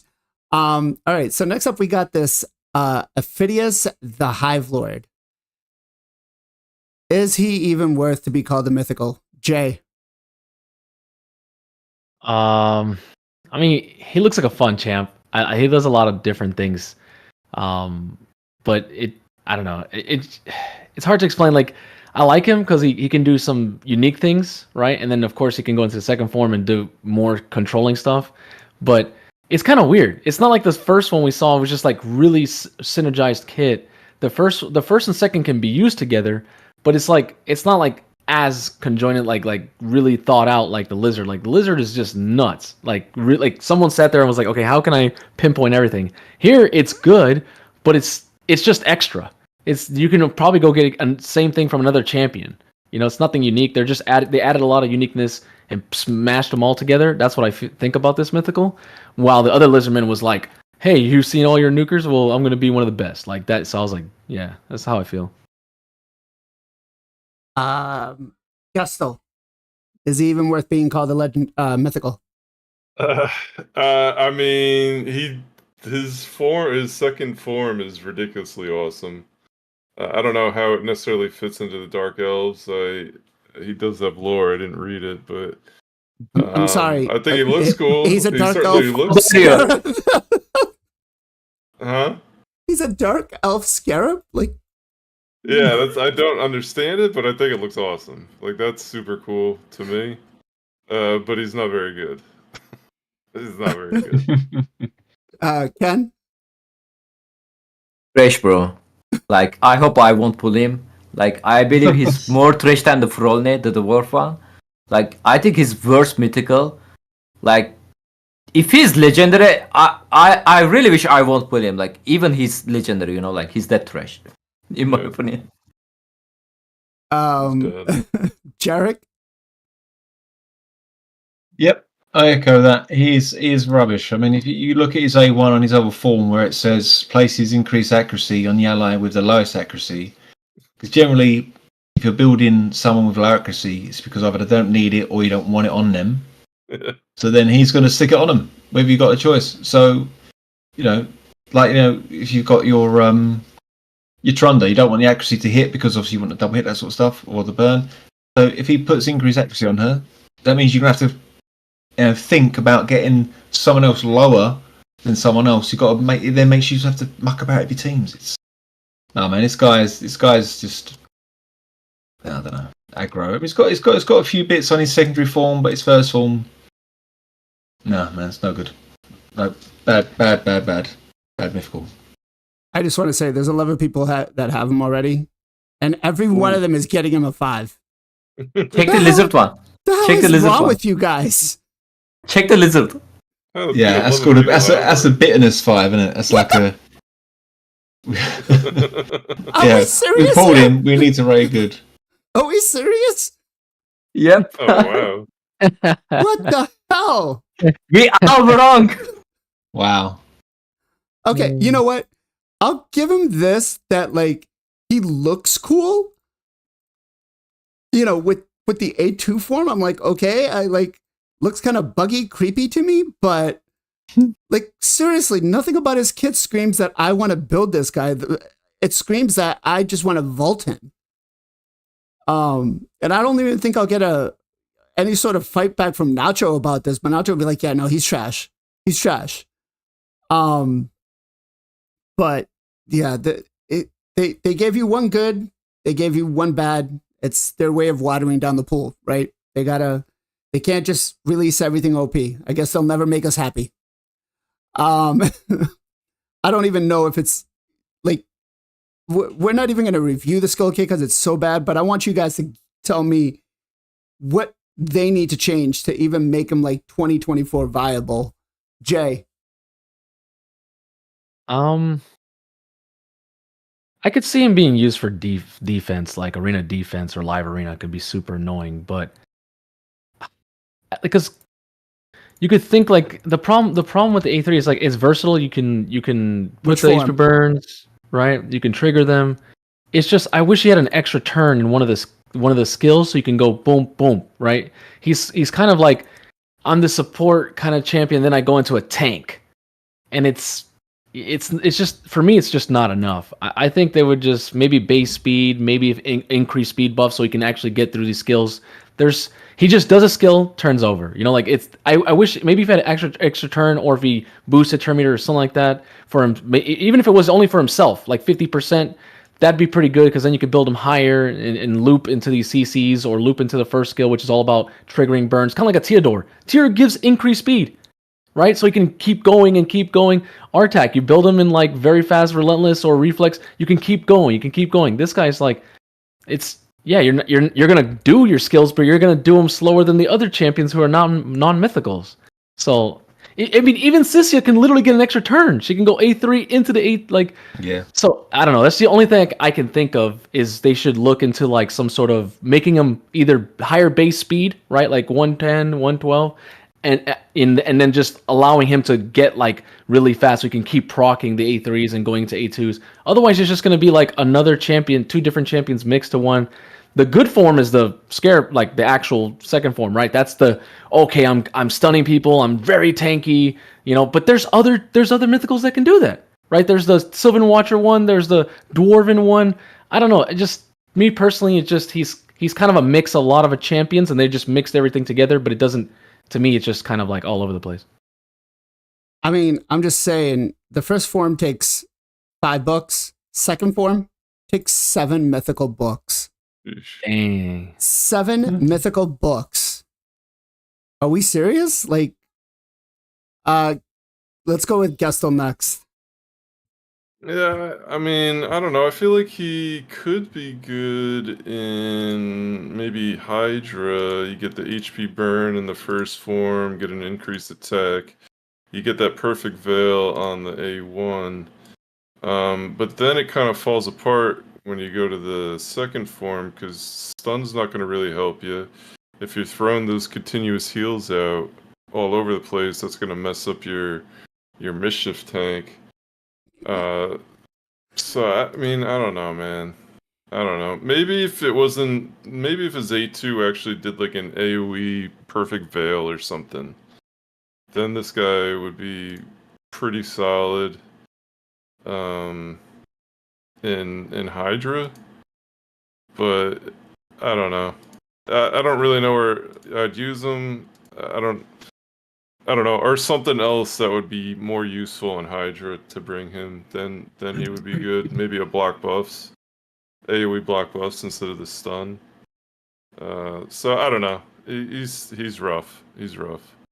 Ken? Man, like his A3 skill, the HP burn on the first form. Attack enemy instantly activate HP burn. If there is no enemies under burn, then place HP burn on them. Like Jay mentioned that earlier on the previous champion, Lizard, mythical Lizard. You know, his skill kits are max synergy, right? There is like, wow, makes sense, man. You know, this dude is opposite. Bro, who's gonna place HP burn? You are gonna place HP burn. Who's gonna activate it? Man, I'm gonna activate it, but I'm gonna activate it first, then I'm gonna place HP burn. Look at the another lizard man, fire dude, lizard man, void. Yeah. Yeah, Sulfuran. His skill are correct. Like they need to give him exactly the same. Place HP burn, then activate it. I mean, this is always that work. I mean, I know his A2 has a increased duration of it, the enemy debuff. But man, like you have to stay on this form then if you want to use him on the Hydra, right? And it's basically no difference than the Artak, to be honest. Place HP burn, then activate it. Place HP burn, then activate it. It's not in the same skill anymore, you know? Like you have to stay on this form, which is you cannot switch the form for the provoke. His provoke gonna be 3 turn cooldown after you give this skill 3 turn on the second form A3 skill. Which is if you are gonna use him on your provoker for the Hydra, then you cannot place HP burn because you need to switch the form. Switching form is 4 turn cooldown. Even the skill is 3 turn cooldown. Switching form is 4 turn cooldown. So, you know, like, man, so bad, bro. Even for the arena, I don't think, like, yes, his passive skill is a stun chance, but we'll give a, you know, like, I'm okay with it. Everybody have a block debuff, man. Like, you know, like, most of the time, you know, like whenever I place my Mitrella on the live arena, people are placing 2 block debuffer. You know, because then I understand they are not gonna ban my Mitrella, you know. So like, I mean, like, yeah, man, so bad, bro. I probably gonna pull him, man. Like, oof, man, I know it, man. That's gonna be my first mythical in 5 years. Yeah. Yeah, no, I you know, I could get behind this champion if he was, you know, put the HP burn out, then activate it on this skill. Everything else I'm okay with, right? You know, maybe here we give increased defense. Right?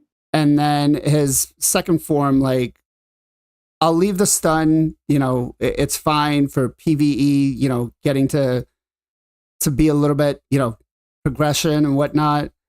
And, you know, the A3 on his passive form is okay, but this champion just needs a rework. Like, you can't place or you can't activate HP burns after you place them. So maybe we switch that around. And then, you know, I can make a case for Hydra.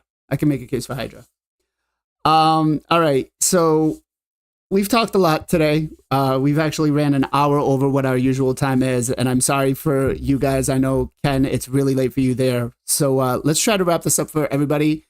Let's start with shoutouts. Ken, who are you going to shout out? I like to shout out Pogo Pink Tai. He raided us earlier. He's pretty much playing every day on the Twitch. Like, it's a weird too. Sometimes I see him on the morning, sometimes on the night. I don't know what kind of schedule he have, but he's a great dude, very funny. He's a geomancer abuser, right, on the arena. So make sure to follow him. He works preload at night, so usually his shift's probably like 3 in the morning to like 9, and he's 3 hours behind me. So for him right now, it's what, 2 p.m. Okay. Let's go with Gestal. Who are you going to shout out for me, my man? I'm shouting out my man Zero Brew. I saw him in the chat earlier. Awesome streamer, awesome dude. Go over there on the Twitches. Give my man Zero Brew a follow, please. All right. Jarec, who are you going to shout out? I was going to say a big thanks to this Twitch chat group, man. They've been giving me smiles all night. Actually, it's a great guy. Also, the YouTube chat's great as well. But I've been focusing tonight on Twitch, and all you guys are great, actually, man. We got like Tiger Blood and some of the other dudes, man. And that's good. Thank you for keeping me amused. Spicy Brown as well. Good guys. Jay, what about you? Who are you going to shout out?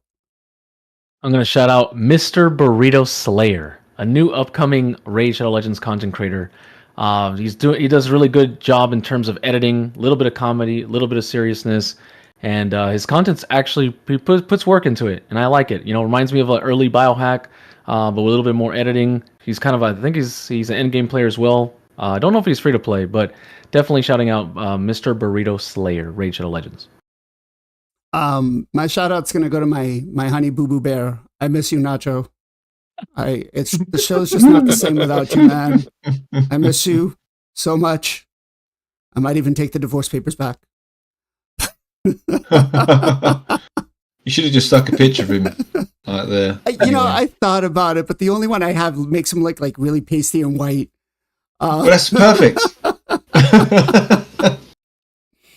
But anyways, guys, it has been a fun time hanging out with all of you. We have had a lot of great discussions. We, if you want to talk about something in particular, let us know in the comments down below over on YouTube, or feel free to send a DM to any one of these content creators, and they'll add it onto the agenda for the show. But before I let anybody go, do you have anything you want to let them know? Let's go with Gestal first. Where can they find you? Follow me on the Twitches, twitch.tv/Gestal Gaming, and on YouTube, Gestal Gaming, man. Thank you. Okay. Ken, what about you? FinalKenpachi, both on the Twitch and YouTube. Thank you. Sorry. Jay, what about you? Jarastar3 on both YouTube and Twitch. Okay, and Jarec, what about you? Just lonely old YouTube for me, I'm afraid, guys. Jarec Gaming YouTube. Alrighty. And you can always find him here every Sunday on the Knights of Teleria. Now, anybody over on the Twitch side, we're going to be rating our boy Soul Saint, who officially became a raid content creator. And for everybody on YouTube, we love you guys. Much love. Much appreciation. Be safe. Be well. Be good to each other. We'll catch you guys next time.